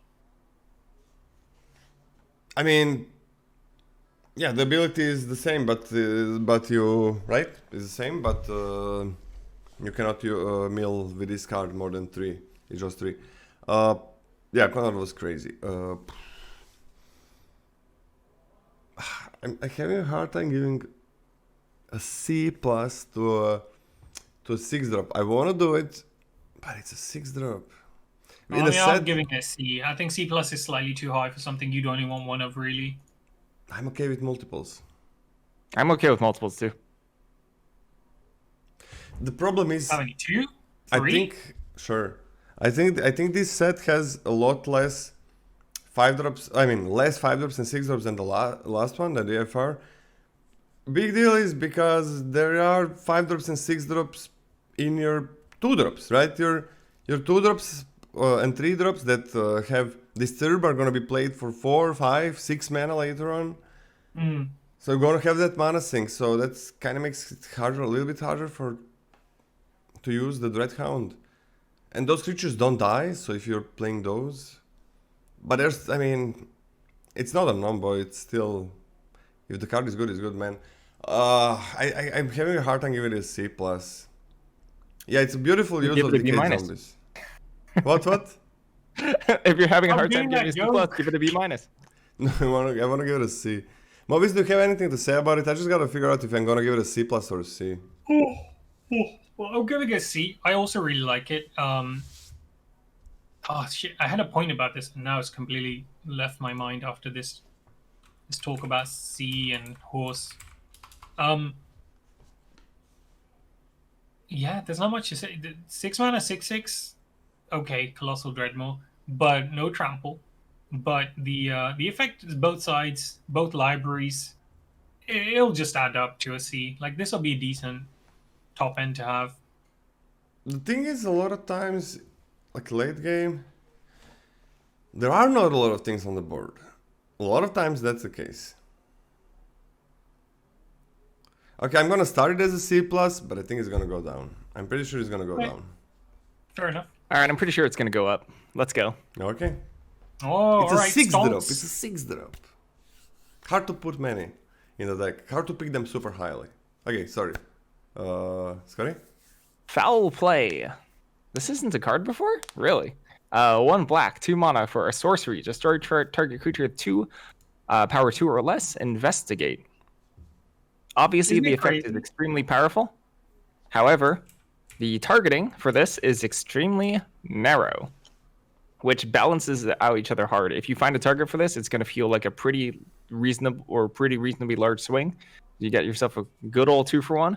But finding value in the first place is not going to be trivial. If you curve out with this, fantastic, right? Kill your opponent's 2-drop. You're going to feel on top of the world. But there are going to be scenarios where you actually need to find an answer for something, and it's just not going to be particularly appealing. That being said, I still think it's a B minus. It's pretty freaking good. One thing to note, transformed cards have the mana value or CMC of the front side. So even when you cast... Why does that matter at all? Power. It's Power. power, not mana value. Oh, this is power? It's not CMC? How do I didn't... Sorry, I was not listening to you reading the card. I It's read okay, it I'm used to before. it. Wow. I read it wrong! I read it wrong! Okay, B minus. I love this card. I read it wrong. Power 2 or less is fine. You're gonna find the target and then it replaces itself. Yeah, I'm happy with this. Very happy, very happy. I'm gonna give it a very low B minus. I think I might go down on this to a C plus, but we'll see. Yeah, I think it has, like you guys said, probably enough targets to make this good. Yeah, you get a card draw. Beautiful. It's just like... I think it's very important that you get card draw. Hey, you Otherwise, kill their it's 2-drop a lot of times. And then later on draw a card. They lost a card you didn't. And you don't have to pay 4 right away. Pretty cool, pretty cool. Really nice card. Foul Play is a name that hasn't been taken yet. Blood Pact apparently hadn't been taken. Crazy. Sorry, I'm typing. Let's talk about Ghoulish Procession. 1 black. Enchantment. Whenever one or more non-token creatures die, put a 2/2 black zombie creature token with Decayed. This ability triggers only once each turn. Ugh. This is cheap to put on the battlefield to get that sort of effect. It's a powerful effect in theory. However, if you're not particularly utilizing the cardboard that you get off of this, it can go to waste. So you sort of, I guess, in a sense, you sort of do want to build around this to be able to really take advantage of the zombie tokens that you're getting. Otherwise, being down a card is not worth it. But the mana is very efficient. The effect is not that difficult to trigger. It's just a matter of whether or not you can use the zombies to a pretty reasonable effect, I think. Overall, I think that averages out to a C- for me, but this can get dangerous, and I would like to put a ceiling grade on this. Ceiling grade because... Ceiling grade because I think if you're not actively utilizing the zombies for more than a card's worth of value, then you just don't want to put this in your deck. So I think there's a pretty big delta between decks that want to use this and decks that don't. What deck wants to use this? I can agree with that. I think probably in blue-black, this card gets a lot better. Maybe in green-black, but then I don't think like red-black just doesn't want to play this card. So what do you use it in blue-black? All the zombie synergies, right? Like sacking your zombies, tapping your zombies, stuff like that. I think if you're able to pull cards out of your zombies, this card is extremely good. So what's your base grade? My base grade is like a C-. I don't like it at all. Actually, you know what? If I'm putting a ceiling, it's like a D. It's C- base grade? Wait. Then run or more, it's any creature. It's the opponent. It can trigger only creature, once, though, which is pretty big. Any non-token creatures. Which I think Non-token, matters a bit. Yeah. I just don't see this. I don't see it. How do you pull the card worth of value? Well, if you're doing stuff with the tokens, you're gonna get cards worth of value, right, out of the token. So this I would say if you drop away. this like on like an early turn, you make. Sorry, sorry. Go ahead. I mean, like I would say even like as simple as a scenario, you play this on a relatively early turn, 3 trades happen, and then all of a sudden you have 3 extra zombies you wouldn't have had otherwise to tap down with your stupid blue uncommon. That's already cardboard worth of value. Oh, that's card a lot to ask. Like, it needs to be over 3 turns for those cards to trade. You need to also have creatures that are gonna trade or die, which is... This really needs a specific deck. I'm okay with a ceiling, but on base, I can't give this more than a D. I can't give this more than a D. It's like a 1 attack you're gonna get from this. Like a lot of times...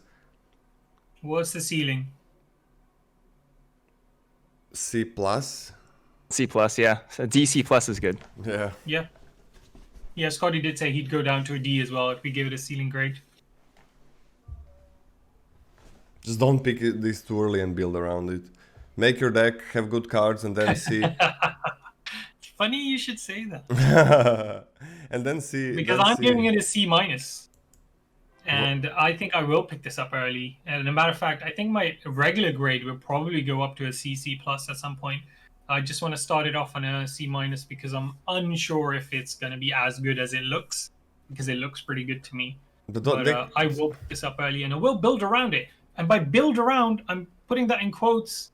It's not super difficult to make this work in your deck. Like Scotty mentioned, though, you need to have the deck to take advantage of the zombie tokens. But I don't think that's super hard, even just in black as your main color, and then go green, go blue. Okay, I need to know. I need to know. I can't go to the next card. I need to know because maybe I'm doing something, thinking about this wrong. You're talking how it's not hard. Tell me cards that build around this, because I don't know what there are. I just creatures of power and toughness, attacking and blocking. Okay. But what? Oh, you mean to make use out of the zombie tokens? Yeah. Well, we already know those, right? No. I don't. We've seen some. The one that sacks for 3 and then transforms. The one that's That's not 5 a- mana and you that's horrible. sacrifice a That's zombie horrible. for it. That Sorry? card, that card, first card you said, I think it's absolutely horrible with this card. Okay, so Wait, what? we can disagree on what's horrible or not. I legitimately think this card is actively good with Siege Zombie. Like, I think that's enough. And we can argue about whether or not that's enough for you, but I think with just the synergy of Siege Zombie, being able to trade off, being able to ping off your opponent and then make an Alpha Strike, I think that's good enough. But you gotta make all these trades happen. And then sure, I mean, if you can top that with a 6 mana guy, it gets better. Oh. Yeah, I don't think I can give it a high grade. It's Okay. okay. I mean, this is the good stuff. This is the juice to talk about, right? These are not super obvious cards, so Yeah. good to These are the spend some harder time here. cards to rate for sure. This is super interesting, this card. I like it that it exists, but triggers once each turn, man. If it triggered more than once, I think it'd be pretty broken. Okay, so if you get 3 zombies from this, that's horrible. This is a horrible card if you get 3 zombies from this. It's horrible. Do we agree with that? I think it's decent if you get 3. I don't agree. At It's that horrible. point, where are you at? You've got 3 decayed zombies for 2 mana, which you otherwise would not have had.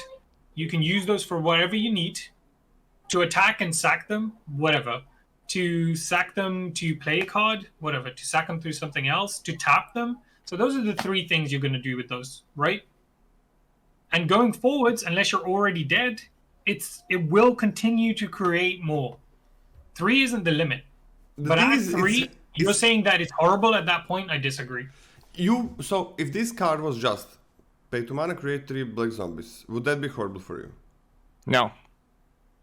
I think some decks would actively want it. Really? If it was what, Lola? 2 mana, create 3 zombies. 3 zombie tokens with decayed? Yeah, just 2 mana. I think some decks would play that. Yeah. For me, like 2 mana, create 2 1/1 humans is infinitely better. That's not the case for you? I don't think that's a fair comparison. Because I think I really think that you can find good ways to utilize your extra zombie cardboard. Yeah, I think the game plan revolves, and having extra zombies is not irrelevant. Okay, I'm telling you in black. And I actually think you can go pretty stinking wide with these decks. I'm telling you, like, I just want to ask you. I just want to understand. I really want to understand.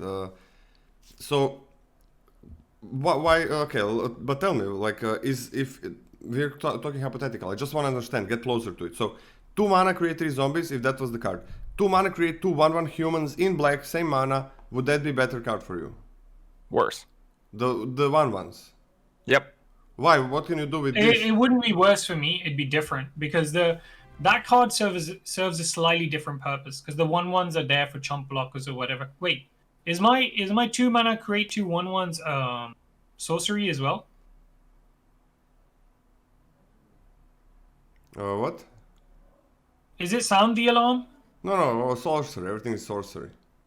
Well, then I'd probably just want this in my zombie deck.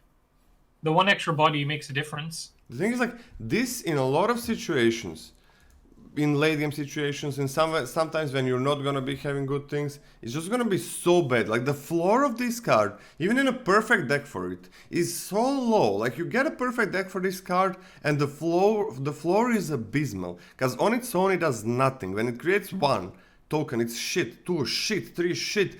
You cannot say it's not shit with 3, because it is. It just is. It's shit for me and for you. And it is gonna be like that.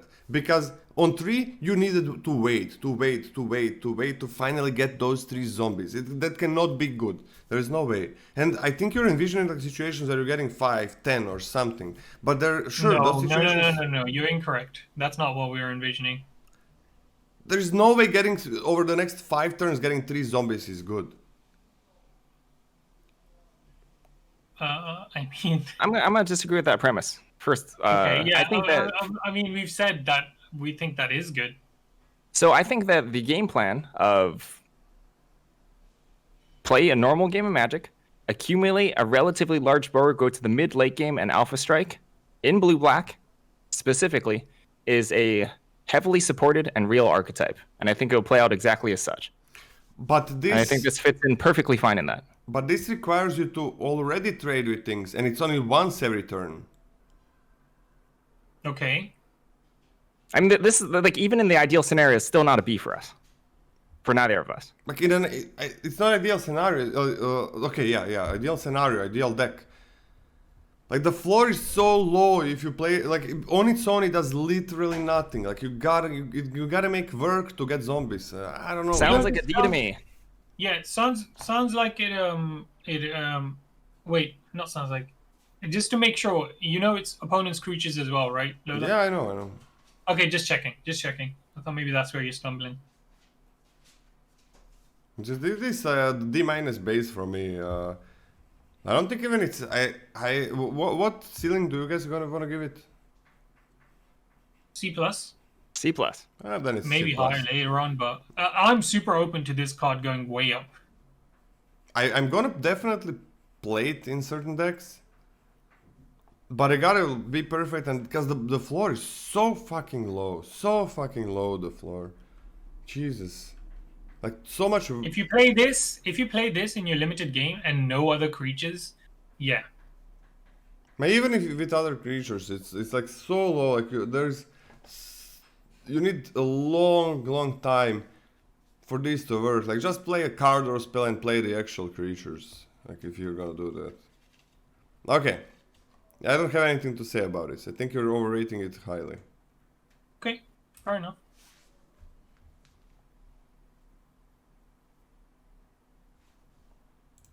Heirloom Mirror, 1 black, artifact. 1 and tap, pay 1 life, discard a card, draw a card, mill a card. Then put a ritual counter on Heirloom Mirror. Then if it has 3 or more ritual counters on it, remove them and transform it. Activate only as a sorcery. The flip side is Inherited Fiend, which is a demon. It's a 4/4 with flying, and you can pay 2 and a black, 3 mana for exile target creature card from a graveyard. Put a +1/+1 counter on Inherited Fiend.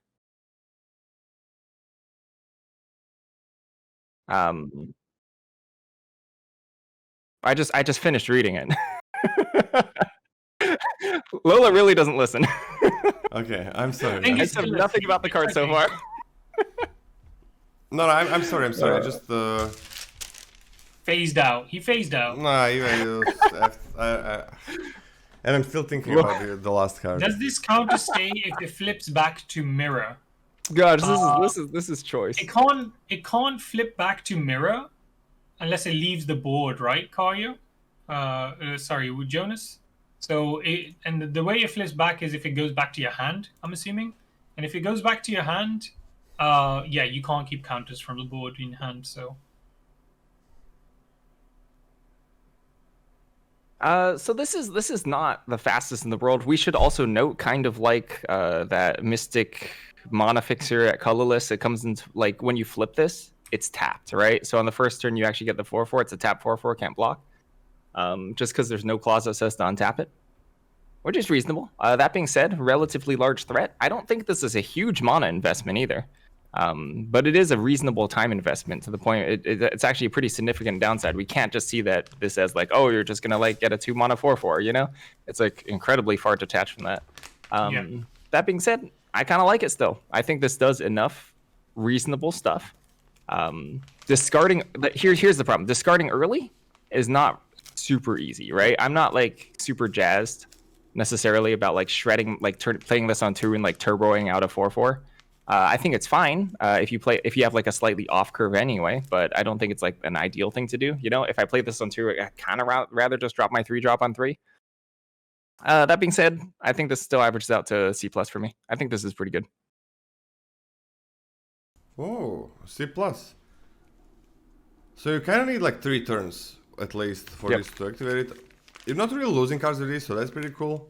Ramaging is much worse than looting. 4/4 is pretty big, like exiling creature cards from any graveyard is also fine. Yeah, can you flip it over? Thanks.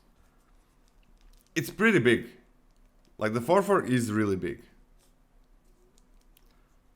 It fills the graveyard well, yeah, so that's something. Milling yourself is good again.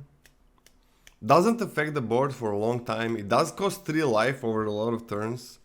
So I don't think I can give it a high grading. It becomes pretty big, yeah. It becomes damn big.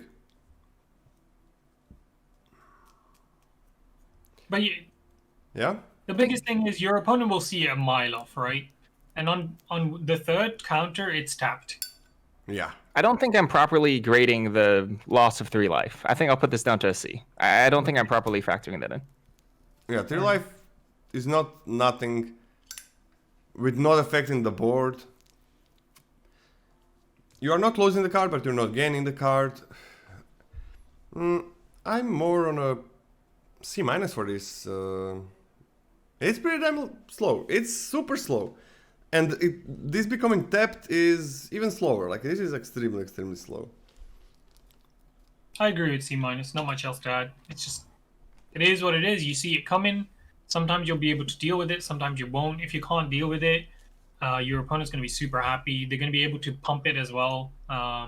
There's no tap ability. Oh, I think you mentioned that, Scotty. There's no tap on the exile target creature card. Yeah, that's so pretty if good. you have the mana, you can do that multiple times. And it's any graveyard as well, which is huge. It's pretty big. Yeah, it'll just grow a lot. Yeah, it becomes big, but sometimes all those turns that you're gonna wait and opponent is gonna have a board that's maybe a bit too big and they're gonna deal maybe a bit too much damage. So not a perfect card, but very, very interesting. Very interesting. So I think one thing is it's certainly slow in terms of time. I don't think it's actually that expensive. I think slipping 1 mana in between the cracks, given the mid game, is not super difficult. But mid game is fine, but early game it's going to be difficult to flip. Like, this isn't like a treasure map or something where you're actually getting advantage. You're actually probably, like you said, getting disadvantage because you're paying a life and you're discarding. You're rummaging. You're not looting. So you're discarding then drawing? Like, that's so much worse than drawing than discarding. But it's better in this set, right? With Flashback, Disturb, and with Mill is good as well, so you also mill, right? Draw card and mill card. So it's better than usual damage. But still, like, not hard to get in 1 mana in, but get 1 mana in, 2 mana in, and then 1 mana in 3 times. This doesn't need to be activate only as a sorcery. I'm sad that they made this a sorcery. Yeah, this doesn't make any sense. It doesn't It make wouldn't any be. sense. It wouldn't be overpowered or even, like, yeah. It would have been fine at instant speed, I think. Okay, C- still. Like, it's not a small thing to ask all of this weight. All right. Yep. C-. Next card. Infernal Grasp, 1 black, 2 mana for an instant, destroy target creature, you lose 2 life. Before I give it a grade, I have to say there's a lot of bad things about this card. I think this card is much worse than it looks. It's a B. This card is still very, very good, but it's going to feel pretty painful if this is what you're leaning on to defend yourself against an early curve out. But still, so versatile. Like, this is beautiful. B, beautiful. I mean, it's so close to a B+, man. 2 mana, destroy anything, but this set, I think, puts it down to a B, sadly. I don't think this set. I always rate this as a B. Yeah. For me, it's always a B. This card. In almost every set. Just amazing. But for a B+, I kind of want 2 for 1. 1 mana, free? You want it to be free? Or no life loss and things like that. Yeah. Exile would have been sweet. Exile would have been stupid. Come on. Exile would have been sweet, yeah. Alright. Next. Morbid Opportunist, 2 black, 3 mana for a creature human rogue, 1/3. Whenever 1 or more other creatures die, draw a card. This ability triggers only once each turn. Yeah, this one's pretty stinking nice. So the body is bad. Body's bad. Not like completely garbage, you know, like the difference between 3 toughness and 2 toughness is pretty large, but still it's pretty bad. That being said, I like this one a lot. I think that you can sort of make this work. Hopefully you can sink 3 mana into investing in this, and then after that sort of gain incremental advantage. I think this is pretty reasonable. I'm going to put this at B-. Hello, zombies. Hello. So yeah, just any zombie that dies is going to draw a card, and cards die. This is beautiful. I like this. I'm fine with the body. I haven't This tasted could have been a this. 1/4, and nobody would have been super sad about it Oh, I don't think or it should. upset about it. I would be right? kind of sad. I think that might be too good. Yeah, I agree. Really? I would be Yeah, sad. I think that yeah, we're Sculptor reaching like Merchant is a Sculptor Merchant. 1/4. Sailor Means is a 1/4. Fuck those cards What else? compared to this. Spellkeeper Weird is a 1/4. Fuck Now I that know they're card. not the exact same, but they provide the same kind of utility, right? Like No. that nice body that gives you something. But obviously the nearest thing is I want to say what Sculptor Merchant. I don't know. Yeah, I think this is just No. better than all of those cards in this set. Just any creature dies, you draw a card. Any zombie dies, opponent zombies that like any removal that they use, one or more other creatures, so they can kill this. Once each turn, sure. Yeah, tokens trigger it. I want to give it a B. I'm giving it a B. I'm gonna start it as a B, man. Like, this what the hell? This needs to get the what the treatment hell. that they really need to deal with this. I'm gonna give it as a B, man. Yeah, I mean this is very good. This is It's a B crazy good. from me. Yeah, 1/4. There is really no need to make it able to block anything. A lot of things, not anything. This versus the removal, which do you pick? That's always a very what do you call it? Subjective question, right? Because it depends where you are in the draft. Pack one, pick one though. I'd pick this over the removal. It's a variable question. Yeah. If it's later, not sure what I pick earlier. Like there is a lot of good black removal, so I don't think that it's that important to have it. Also in this set, it's like some. There are gonna be a good number of times where removal is not even 1/1. Ooh. Yeah, this is crazy. It's I think it's so fine B for me. Yeah. Okay. Next guy. Let's talk about Necrosynthesis. 1 black for an enchantment aura, enchanted creature. Whenever enchanted creature has, whenever another creature dies, put a +1/+1 counter on this creature. When enchanted creature dies, look at the top X cards of your library where X is the power, where X is its power. Put one of those cards in your hand and the rest on the bottom of your library in a random order.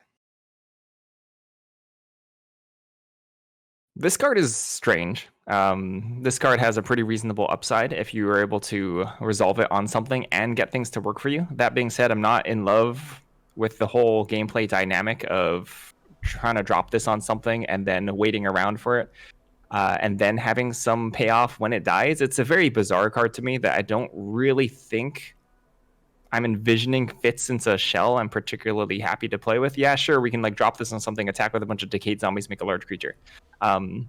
I guess that's the best scenario for it. And in that case, it's okay. In that case, it's okay.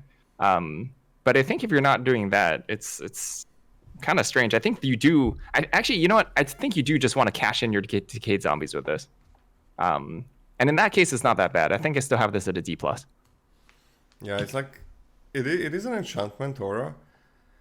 That doesn't immediately affect the board. It can replace itself, but it's always a bit dangerous to use. This can lead to 2/1s, or even more than 2/1s if you did attack with those zombies.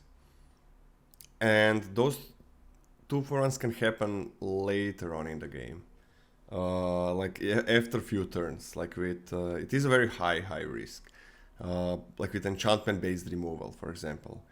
Even with bounce, it gets worse because you did cash in all of those zombies, and all of a sudden they're not really cashed in. With exile as well from black. So I'm gonna start this as a D+. Depending on what you play against, is also in best of 3 is gonna be important to get this in or out of your deck. But yeah, this is gonna be beautiful in best of 3. There are so many things you can do with your sideboard, I think. Yep. Yeah, gonna start it as a D+. Very high risk card. And needs some work. It does need some work, but yeah, when the creature dies, you get a good card selection, if that's what's gonna happen. Yeah. D plus. I'm bordering on C minus, but the downsides are there, aren't there? It does replace itself, but only if it resolves. And that in itself, as usual, the inherent downside of auras is always there, right? So because of that, it's D plus. But like you said, in certain matchups, in best of 3, this is just going to be dumb. This is going to be dumb. If your opponent can't deal with this or can't deal with the creature that is on immediately, sometimes this will just win you the game with your creature growing all the time. And it's any other creature, right? So that Yeah. this can get out of hand depending on what you're playing against. Yep. Like against. I mean, if you put this on an evasive threat, oof. Yeah, get unsummoned, PvP, yeah. That's the kind of stuff. That's the kind of stuff that puts this down, sadly. So yeah, D plus. Against like green red, this can be completely busted. Okay, next. Let's talk about Stormkirk Blood Thief. 2 black, 3 mana total for a creature, vampire rogue. It's a 2/2. At the beginning of your end step, if an opponent lost life this turn, put a +1/+1 counter on target vampire you control. No! WotC. Why does WotC do this to us? What? Look at this art direction. Look at this art direction. Why is Sexy. they flying? This is clearly flying above the buildings, and it doesn't have flying. No, come on, this is jumping. This is like some Buzz Lightyear stuff you're trying to pull out of me. It's falling with style. This is touching. Bullshit. It's touching the ground, man. Scotty, this is touching a building. It's not flying. Oh, actually, Dr. Smiley might be right. The perspective of this might really? be that right That's a foot ledge. is on the ledge. Yeah. Fair Fine. enough. We take it back. Okay, so this Okay, fine, but Flash, come on. This is how Flash cards look like. That's true. Okay, fine. The vampire clause on this is rough. The evasive vampire I can think of off the bat, the uncommon one that flies, the vampire interloper. Just slapping this, like the restriction on the card type is a pretty big killer for me. Is it? Is it? That being It's the said, vampire I itself. think.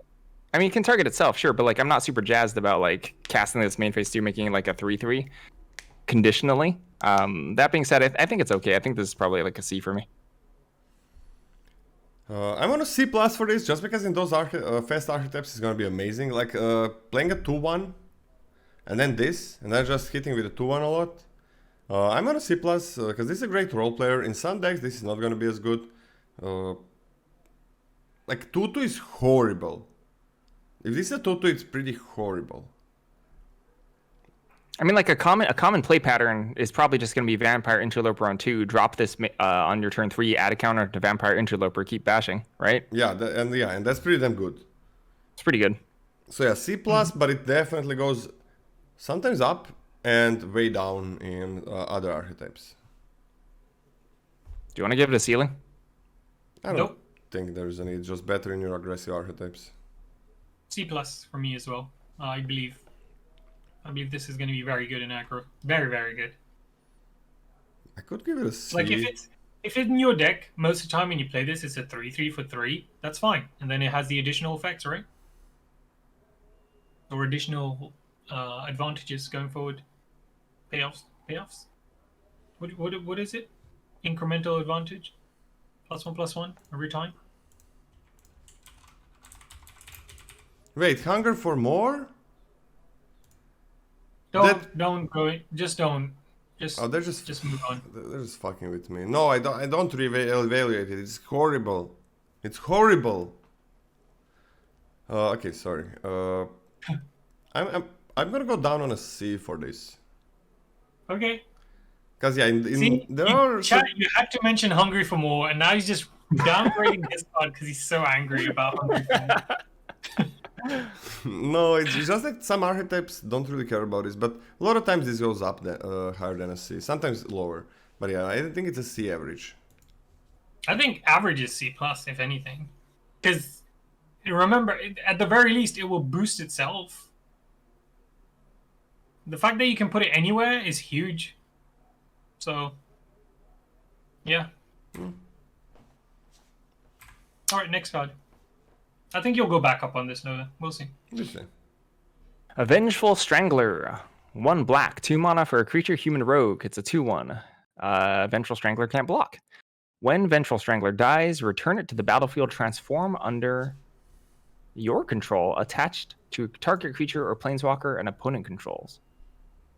The flip side, as what happens when it dies, is Strangling Grasp. It's an enchantment aura, enchant creature or planeswalker an opponent controls. At the beginning of your upkeep, enchanted permanence controller sacrifices a non-land permanent and loses 1 life. We saw the last time we saw an effect like this was in Theros Beyond Death with Inevitable End, right? Yes. They can either choose. They can either choose to sacrifice the creature that this is enchanting on itself to stop the effect, or if it's something incredibly important, sacrifice the stuff around it. So that's like cool in theory, right? But it's actually kind of rough if you really need to answer a specific thing. That being said, I'm not asking too much from my 2-drop that has already probably blocked or attacked or traded with something. So this effect on top of the 2-drop, I think, is extremely good. I think that's super, super strong. No block though. Even though the backside is worse than it looks, I don't think that matters as much. I don't think it nearly matters as much as you're getting additional value on top of your 2-drop already. Sorry, hasn't blocked. You're right, has attacked. I think this is like a pretty solid C+ for me. Yeah, I also like it as a high C+. Like, even if at one point, like, it deals some damage, hopefully, and even if at one point, if it doesn't trade, you don't want to take this. I mean, you can even attack with this into their 2-drop and just trade it off, and you don't get the backside, but big deal. Kind of a big deal. It's like you traded 2-drops. That's normal way of playing Magic. Count block doesn't hurt that much, I think. You're gonna be stacking this. What? It hurts a lot. It hurts a lot. I mean, a lot. For me, it doesn't, because it's still a C+. Like, C+ is a very solid card.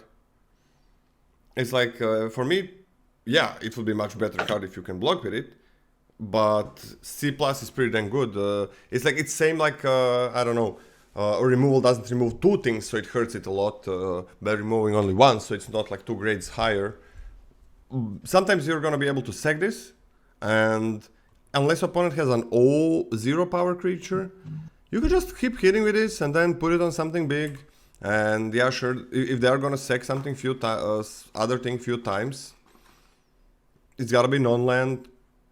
That's fine. If you really need to remove, you cannot look at this like removal. I have removal for the opponent's creature, but a high C+, like deal some damage, and then opponent, even if it blocks it without trading, that's fine. No, you can sack it. You can sack 1 card, right? There are cards that sack. There is no sack archetype.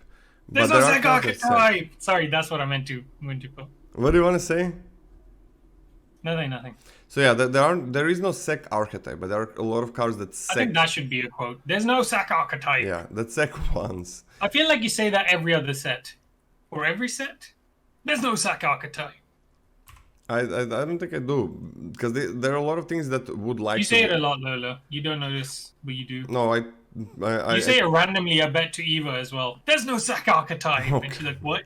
I say it a lot in this set, because a lot of things do want to get sacked, right? Are really good at getting sacrificed. Like, you have all of these things waiting for something to sack them.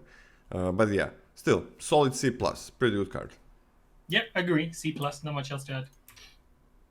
Okay. Do you want to read the rares and mythics? Lola? Yeah. Okay, Bloodline Culling. For 1 and a black, it's an instant that says target creature gets -5/-5 until end of turn, or creature tokens get -2/-2 until end of turn. This is a nice option to have at instant speed.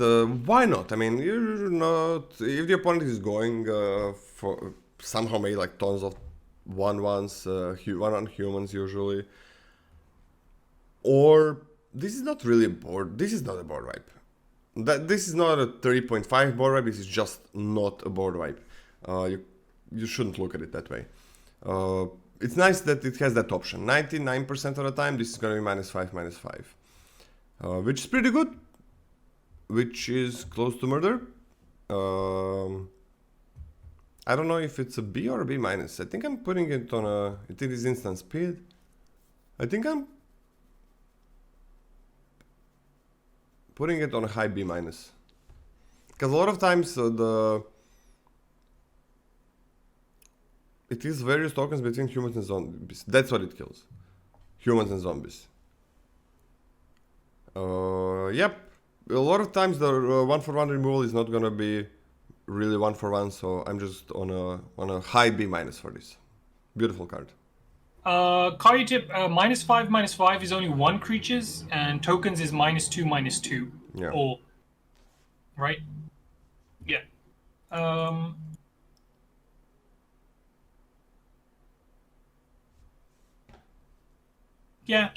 Yeah, B minus. I misread it the first time I read this card, and I thought it just said target creature and then creatures get -2/-2, in which case it would be amazing. But yeah, B minus seems fair. B minus. Okay. Champion of Perished. For a black, you get a 1/1 zombie, and that says whenever another zombie enters the battlefield under your control, put a +1/+1 counter on Champion of Perished. Beautiful, beautiful, beautiful. We're on to the rares, by the way, everybody, so these are not the cards that form an archetype, but when you get them, you can build around them and change your picks accordingly. But never expect them. So, yeah, this... doesn't care about humans, is the opposite, I guess. So pretty good, like with decayed zombies, with just zombies. I'm on a solid B minus for this. This is gonna be easy to get much bigger. This is overstarted, and that's kind of what it is. Pretty good card. High B minus. Yeah, B minus seems fine. B minus. You just stop me when you want to talk about things, okay? Curse of Leeches. For 2 and a black, it's an enchantment or a curse. You enchant a player. At the beginning of... as this permanent transforms into Curse of Leeches, attach it to a player. So that means when the night... I guess the night side transforms into the day side, back, you can attach it, because it's not going to be a curse on the other side. At the beginning of each enchanted player's upkeep, they lose 1 life and you gain 1 life, and it's day bound. So you're getting some life drain, boop, it becomes night, this becomes a 4/4 lifelink. And when it goes back, it's again life drain.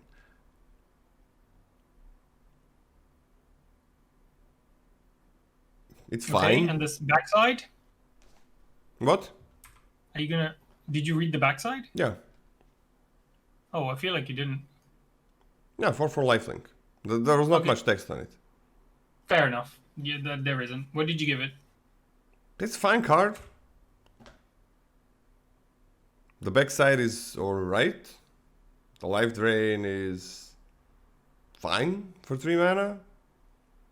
Nothing is super exciting. I would rather have like a 4/4 lifelink. That would be pretty good.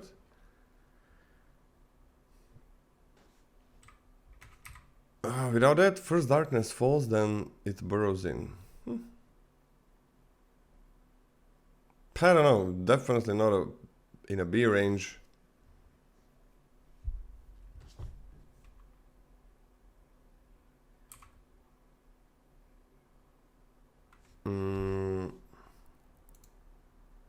Better Dogged Pursuit? Way better. Dogged Pursuit was 4 mana.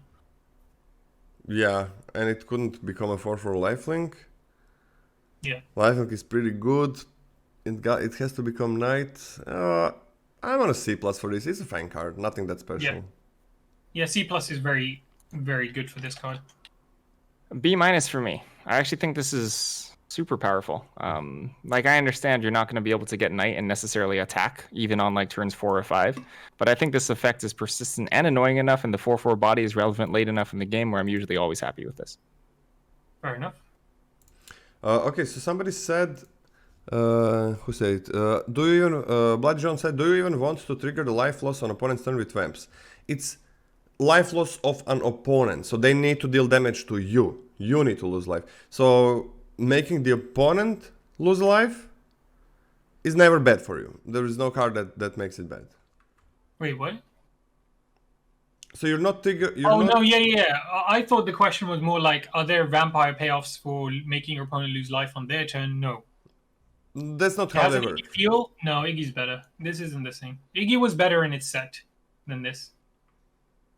I mean, Iggy was fine. It was I'm not a 100% bit... convinced of that. I'm not 100%. I mean, like, it's kind of not super important to talk about, I guess, but like, Yeah, not we really. can't discount 4/4. Yeah. Yeah. It is a 4/4 Yeah. lifelink. Yeah. That's why Fair I get enough, the C+. that's true. Okay. You had the Iggy talk a few times. That's true. And Iggy was not like a B plus card as well. For me, definitely. Even though I drafted it a lot.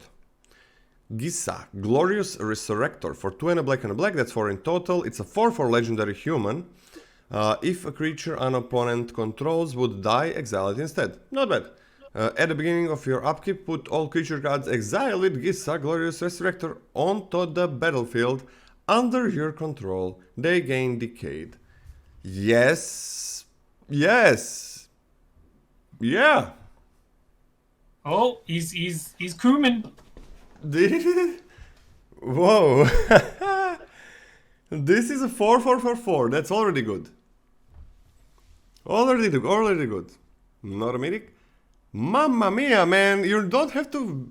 Oh, you're just gonna get a huge board. Sure, they cannot block. But it's any creature. All of their keywords work. All of their abilities work.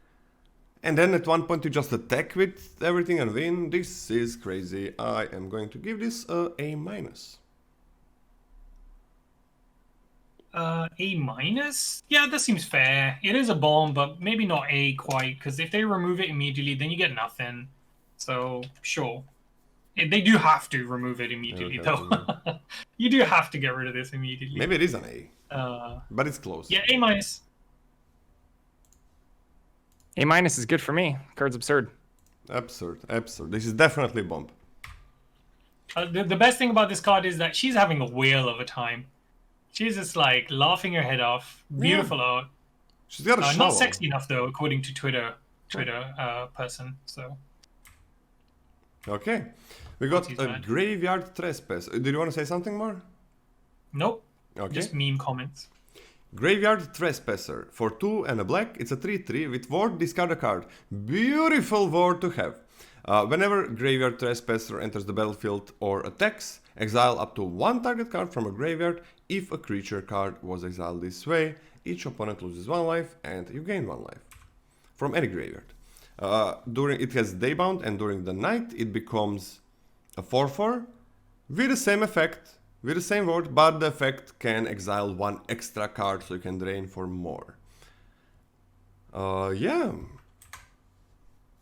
Pretty good. Good stats.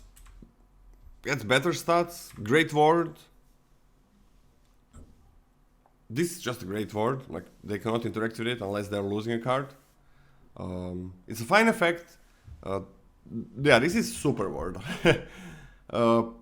It's a fine effect. It's not game breaking, right? So they don't really have to remove this. Like, nobody's gonna be hurrying to... You are gonna be removing their disturb cards. You are gonna be removing their exile their flashback cards. You're gonna be removing their creatures to drain them.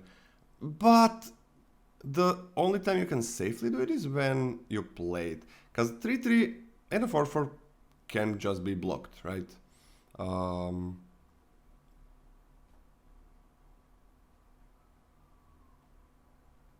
on a C+ for this. I really like it. I don't think it's overstated or anything. I don't think the effect breaks the game. Ward is nice, but I don't think I'm gonna be ever wanting to remove this.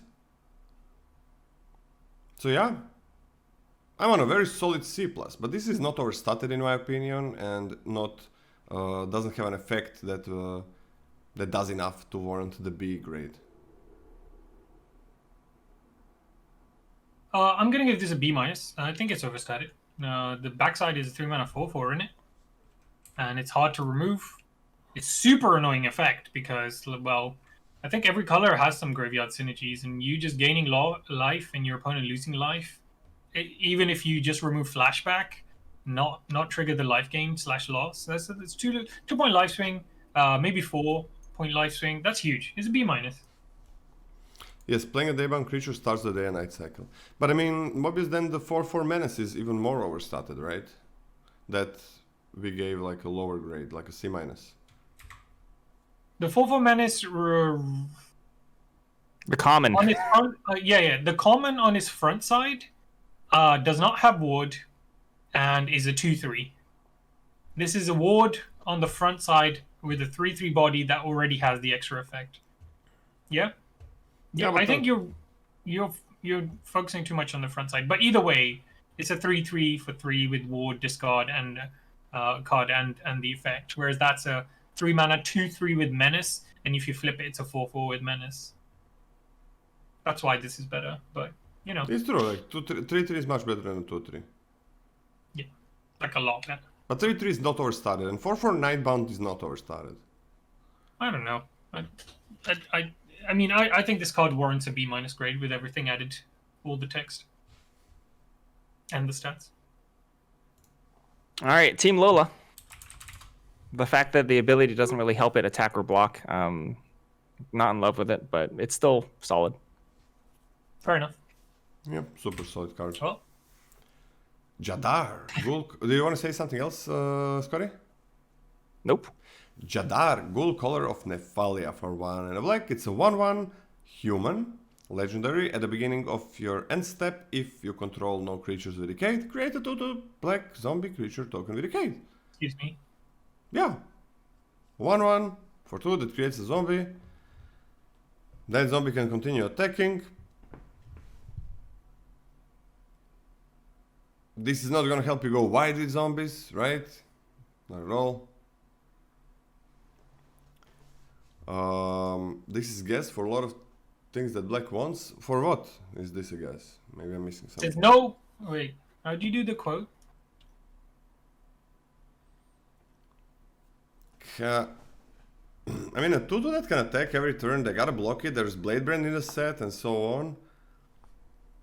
I'm still giving this. Is this a C plus or a B minus? I'm not sure. One of the C plus or B minus. I gotta think about it. Mobieus, you can go on talking. It's a B minus from me, and I feel like after I play with this a little bit, if I get it lucky enough to get this rare, this probably just gonna be a B in its archetype. I think it's just gonna be a B, solid B. But I'm gonna start it off on a very prudent B minus. Okay, I'm gonna push back a little. I think this is awkward. I think this is very awkward because I understand that, like, so there's always a thing, right, where things mechanically fit together, or at least they seem to. But in terms of your actual game plan, in terms of Magic fundamentals, it seems to be going in a slightly different direction for me, right? Because if you want to be going in on these decayed zombies, yes, you generally want to be building a large board. In that case, yeah, congratulations on your 1/1, right? So weirdly enough, you take Jadar, the other decayed cards, which is a lot of them, go down in value for you a little bit. Unless you have like this sort of like nice balance between sacrifice and decay stuff where you can always like keep your decay count low. They don't go down in value. Jadar goes down in value. Sure. They make the zombies regardless. Well, I meant like and how badly you want them necessarily, but like it's kind of weird because you got to balance. I think this probably fits better into black-white than it does into like black-blue, specifically because you want to balance out your token production with your sacrifice stuff. And in that case, I think it's like pretty solid if you're just using this for fodder for your sacrifice stuff. Then that's pretty solid. But if you want to go wide with your zombies, I don't think this fits at all. I'm gonna put this as a C+. Yeah, I mean, yeah, definitely. I'm on a C+. That's what I said. Like, this doesn't help you go wide. Never does. And you're not really sacrificing much. It's just like that 2/2 attacking. Sure, it can give you that fodder for few things. I mean, if you have a lot of those 7/6 menaces, that's pretty good. But yeah, I'm on a C+. I'm definitely on a C+. Mighty Knight's right. It's pretty good in black-green too. It's okay in black-green, but what? So weirdly enough, like you said, it's the weakest in blue-black, is what you're saying. Yeah. Yeah, but in black-green, black-white, it's gonna be super fine. I think B- is super good for this. You either attack every turn with the 2/2, or for 2 power, or you're sacking every turn, or whatever, using your zombie in any way. You don't have to use it, by the way, but when you do use it, it will replace itself. I mean, if you use it to sacrifice, I mean, I don't know about whether getting white into this. Like, there is a 1 white card that sacrifices. I'm just saying, if you do sack the thing instead of just attacking with it, that's all I'm saying. I mean, both uncommon, black-white cards sacrifice, and one has flashback. It's true. But it's better with the 2/2. I guess it's true. It's uncommon. Those are uncommons though. Okay, I'm still on a C+. Alright. Okay. It's fine. Next. Jeren, Corrupted Bishop. For 2 and a black. Wait, it's what? a 2/3. What? Oh, you're doing mythics and rares. Okay, Yeah, mythics hold and on. rares together. This doesn't really matter. That's okay. Anything above uncommon. 2 and a black, 2/3, legendary human cleric. Okay, whenever this card enters the battlefield or another non-token human you control dies, you lose 1 life and you create a 1/1 white human creature token.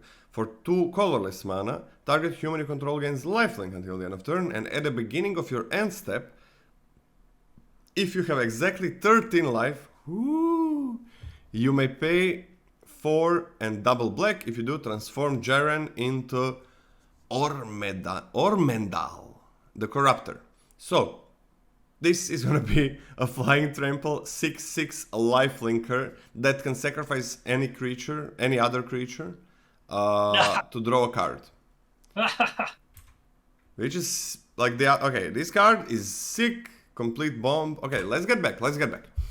Alright, so we got a 2/3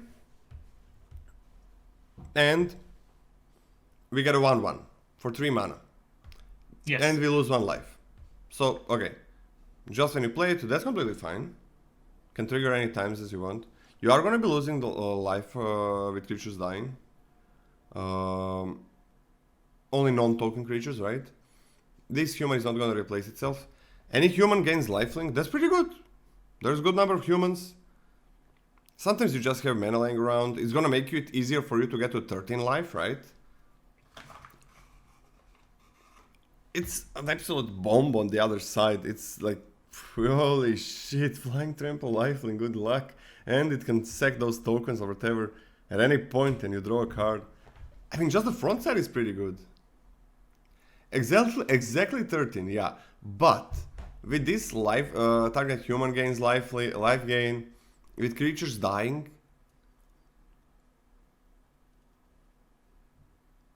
13 is a good possibility, but you gotta look at it this part. Like, this part has to be good, right?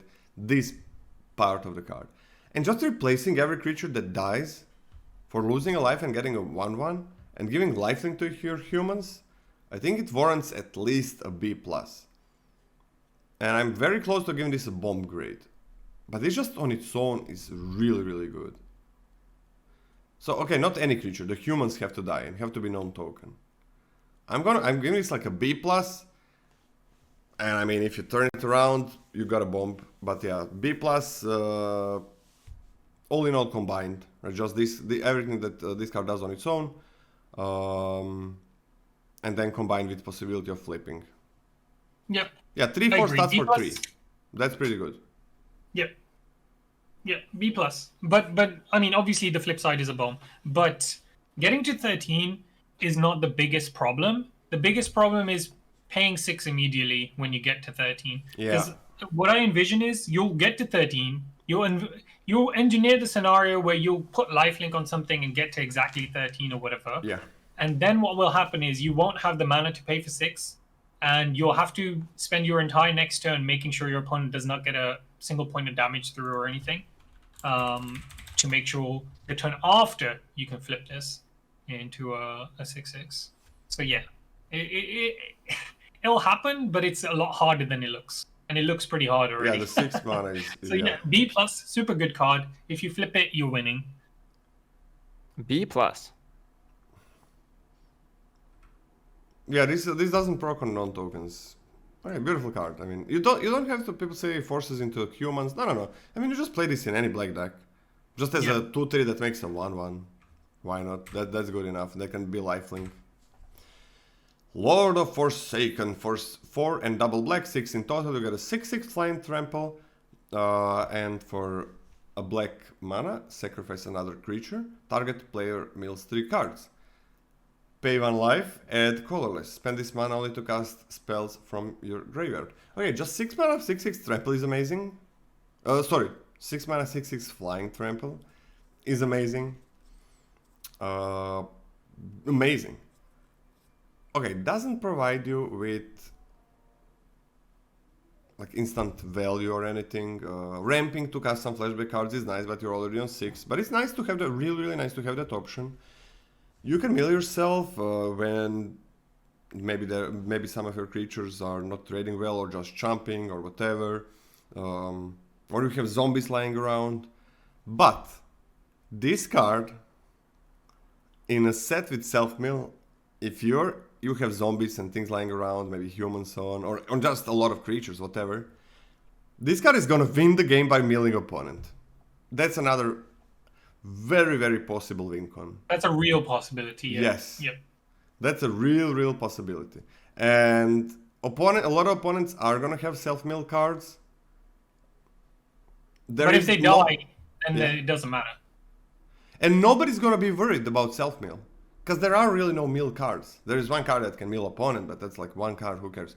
Once. There is no archetype that mills the opponent and wins that way. But in a set that doesn't care about it, that likes self-mill, this has an alternate, very real win condition. Yeah, your 6/6 Flying Trample is probably already a win con, yeah. I mean, beautiful card. I'm not sure if I can give this an A grade. I think it's like a super high B+. I'm giving it an A-. I don't know about you, but... B+.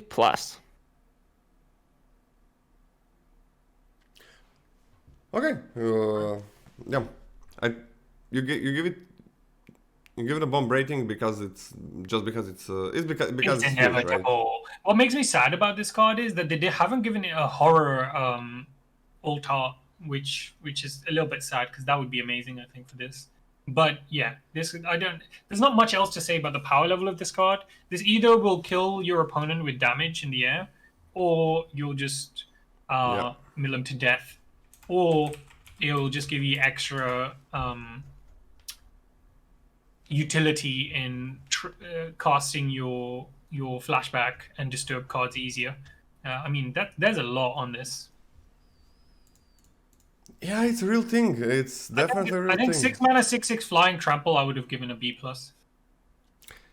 Yeah, I asked you because I was considering giving it the bomb rating because this second clause is a real. It's very real, right? It's very real. Very cards, real. By the time you cast this, it's been a while, right? A few turns have passed, at least 6. And how many cards are we left at that point? 7 plus 6, 13, 27 cards left. So that is when you cast it on curve, and that is 9 creatures, 9 zombies, and obviously any turn after that, it just becomes more and more of a threat. The later you cast this, the more of a threat that second line is. So also, yeah, if you definitely a bomb for me.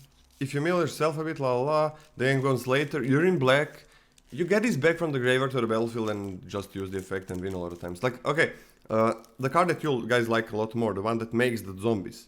Like, you sacrifice on your turn, boom, you get a zombie back. You sacrifice on their turn, you get another zombie. So that's like 6 more cards to mill, and you can chomp, right? You can also chomp. So this card enables a lot of things. I'm on an A- as well. I'm on an A-. Like, this card has a really like, just attacking a lot of times is just win.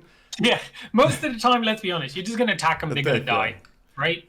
But if they don't, and if the situation is there, which again will happen, is you just mill them death. And there is like there is that threat of this coming back, even if you have removal, and just finishing the game in the late game. It's almost instant win. Yeah, and there's this like a ramp that it can give you that is going to be useful a good number of times. Okay, it's a pretty good card. Okay, A-. Okay. It is a bomb. Next. I think it is a bomb. Sorry, anything else to add? Nope. Scotty, you were not you don't want to discuss this card? Nope. All right. Mask of Grizzlebrand. For 1 and a black, that's 3 in total. It's a legendary artifact equipment with equip 3 that says equipped creature has flying and lifelink. Whenever equipped creature dies, you may pay X life, where X is its power. If you do, draw X cards. Now this is not a bomb equipment, I don't know what it is. Wow, it's a rare, it is not a mythic. Jesus Christ. It's a late game You card. should have said, after saying equipped creature has flying and lifelink, you should have said, wait, there's more! Exactly. Like when I first read this card, I was like, oh, flying and lifelink? Oh, gonna have a drawback, I see. Whenever it dies, oh, it's not a drawback. And it's a May. Yeah. Wow. Giving flying lifelink to something, so okay, let's just say giving lifelink to something is huge. I think a lot of people didn't realize how big it was until Kaldheim. Yeah. It's the best keyword to move around. It's always been like that. It's hard to race with that, and you gotta start racing at one point in 99% of the limited games. You gotta start attacking opponent and winning with that. Well, this also gives flying, so it gives evasion. Flying on its own, nothing special to give, but flying lifelink, like any creature that has flying lifelink, already goes like to a very high grade, like instantly. It's unless it's so understated, I don't know, 4 mana 1/1 or some shit. It like flying lifelink makes card. Is this a bomb? Is this maybe it's just a B plus. That's how it usually is for flying and lifelink. And this can give this to any creatures. Plus, you got lifelink, so you're gonna gain some life, and then you can even get more cards. Late game, do not equip this too soon if you can do anything else. Assess the board dominance, interact with the board, just don't lose, and then when you play this, you probably just win. But be careful about, I think you definitely gotta be careful about playing this too soon, because it's 6 mana, and then it could be a little bit of a problem early. But you still gain life, right, if they don't have instant speed removal. Gonna give this like a solid A. This is crazy powerful. Yeah, I'm happy with A. I was gonna go A minus, but A seems good. Okay. I think the effects are well worth the expensive mana cost. I mean, we should at least mention this is heckin' expensive. Sure. Extremely. But like with all other, you don't have to pay. I mean, the you six. got You got can pay me, 2 Lola. and 3, right? I can do A minus for this. I'm A minus. Yeah. It's very good. It's very good. I can hear the internal like discussion you're having about, or like the pained discussion you're having about not wanting to give this a bomb grade. I can tell, Scotty, but you have to do it. Yeah. I actually think it's better than the demon. It is better than the demon. Yeah, I agree. Yeah. I mean, even just especially if you can like switch this to something else in super late game. It is a late game card, but a lot of bombs are late game cards, and it's gonna be hard to get rid of this as well. It's like, I like this. Okay, I don't want to face this. I mean, the best of 1 is not even as busted in best of 3, but at least you can board in against it. Yes. Wow, this is crazy. Like, you can just put it on a 2/2 later, and if you need to block, like, and then gain 2 life, draw 2 cards, you don't even lose any life. And yeah, Jesus Christ. At least it's not splashable, yeah. Okay. Well, you say that, but you only need to pay 2 black once, and then it's just 3 colorless to equip. That's also true. Yeah. It could be splashable, because it is that powerful, but rarely, very rarely, I think. Yeah. The Meat Hook Massacre for X and double black. It's an enchantment. And when it enters the... What? You just laughed at that, because that's funny. When it enters the battlefield, each creature gets -X/-X until end of turn. And whenever a creature you control dies, each opponent loses 1 life. And whenever a creature an opponent controls dies, you gain 1 life. Wow. It's a board wipe that you can make in your favor. Like, it's a board wipe where you can play your powerful creatures. Usually with board wipes, you gotta be a little bit careful, have some quote-unquote bad turns to have a really good turn with that board wipe. That's a lot of the times that's gonna be a situation. With this you don't. You're gonna be the one that's gonna engineer a situation. It's so easy to engineer a good situation with this. When I first read this card, I didn't see the enchantment. But, Jesus Christ. It sticks around after, yeah. The chat told me right away, like, hey, Lord, this enchantment. I said, what the fuck? It's still gonna have this beautiful effect going? Like, this card is absolutely amazing with just the first effect. But it's gonna stick around to lose gain life? Jesus. Okay, on 5, -3, -3, on 6, -4, -4. So it's not like a complete board wipe, but I think this is better. Just the first paragraph is better than a regular board wipe because you can engineer beautiful situations very, very easily, and you can play the things on the board. You can play them. You don't have to be that careful about it. What's the card called, Lola? Which one? This one? What's it called? The Midfoot Massacre. What? That's not how you read it the first time? Boo! How did I read it? It was awesome the first time. The Midfoot Massacre. Is that how? Yeah, that's better. Hey. Say it like that. The Midfoot Massacre. Okay. Yeah. There you go, Scotty. Because I was very excited how good this card is, and this is so nice that it's a mythic. I don't want this on rare. I'm giving this an A-. I'm giving this a bone breaking. Yeah, agreed. A-. Hey, ship it. Okay. Next. Oh, this Chat art is makes me with feel us. something. Slaughter Specialist for 1 and a black. It's a 3/3 vampire that says, when it enters the battlefield, each opponent creates a 1/1 white human. But when a creature an opponent controls dies, put a +1/+1 counter on this card. Okay. So the first paragraph is a big downside. Like 3/3 for 2 that gives opponent a 1/1 is a pretty big downside. It definitely is. But it is also a 3/3 that is gonna grow. It is a 3/3 that is gonna grow. And jumping with that 1/1 is not favorable. They kind of need to make use of it. I mean, the opponent can just play a 2-mana card, any, and then trade those 2 for this thing. But you don't have to attack with this. Like in mid game, late game, this is a 2-drop that is gonna draw. Like you just kill the opponent's creatures and so on.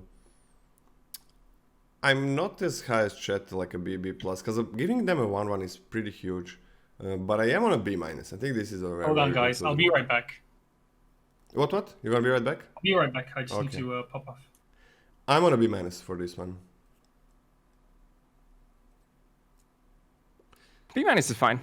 I think B- is fine. B- efficient. If you know, like if it's gonna trade off with something you don't want to trade off with, you're just gonna wait. You're just gonna chill, clear off like top deck a couple pieces of removal, finally start attacking with this as like a 5/5. It's pretty good. Yeah, it is pretty good. I'm pretty happy that this gives a 1/1 just to balance it out a little bit. Okay, Scotty, should I put in the grades? I don't even have the I don't have the spreadsheet open. You don't have it open. Okay. Well, I'm gonna do it then. It's a B- from both of us, right? Yep. Okay, we got a Tainted Adversary. So for 1 and a black, it's a Mobieus is back. Okay, wait, what? Yeah, B- from me as well. Why did you not give it? Okay, never mind. Tainted Adversary for 1 and a black. It's a zombie with Death Touch in 2/3. So, okay, let me read everything first. When Tainted Adversary enters the battlefield, you may pay 2 and a black any number of times. When you pay this cost 1 or more time, put that many +1/+1 counters on Tainted Adversary. Then create twice that many 2/2 black zombie creature tokens with decay. Beautiful card. Absolutely beautiful. For 2 mana, 2/3 Death Touch is an amazing rate. For 3 mana, 2/3 Death Touch is really good. But this is not 3 mana, this is 2. Okay, for 5 mana, you get a 3/4 Death Touch that creates 2 zombies with decay. Why not? For 8 mana, you create 4 zombies with decay and you get a 4/5. Not busted, not a bomb. These are zombies with decay again, but definitely overstated. Definitely. And it's a lot of times you're gonna play this on turn 2. Just a lot of times. It's just it is gonna be a 2-drop for you. Gonna trade with anything that doesn't have first strike always.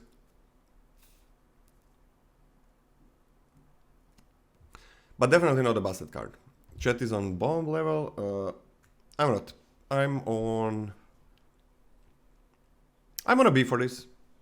Yeah, B seems right. Just because of the flexibility. Because if you have like a lot of mana to spare, it just gets better. But usually just a 2/3 death touch for 2 is something like a super high B minus. This pushes it above that. Yeah, B is good for this, I think.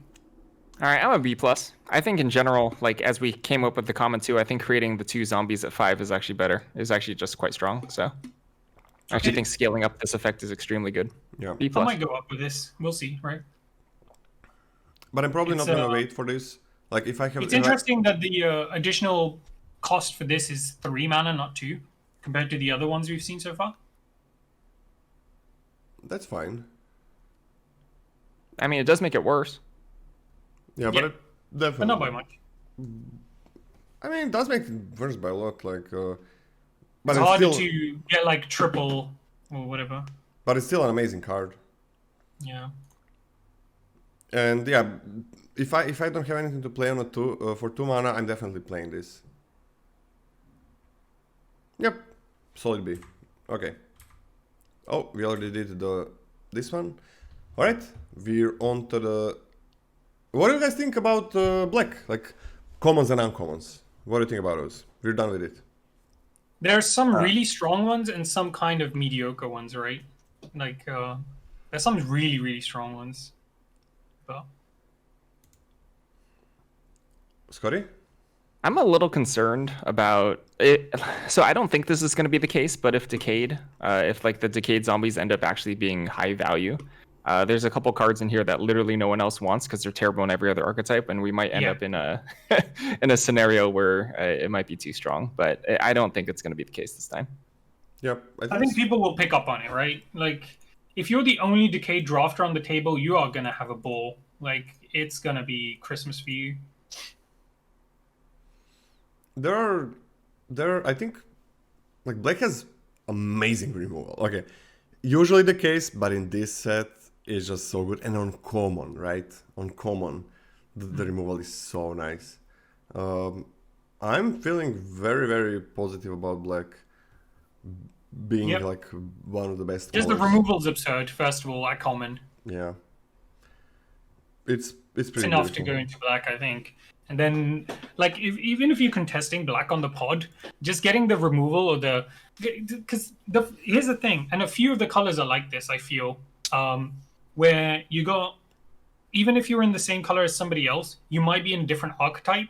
So you might be in Vamps instead of Decayed, or you might just be taking the more efficient cards like the removal and stuff and ignoring the Decayed stuff. So you could have a Decayed drafter and a Vamp drafter and somebody who's just taking the removal. Now that's 3, which is a lot, but yeah, I think it's a lot different than for example our last set where you the more people you have in the same color, the worse it gets. Whereas with black, it's quite resilient to that. If you don't fall into the exact same archetype.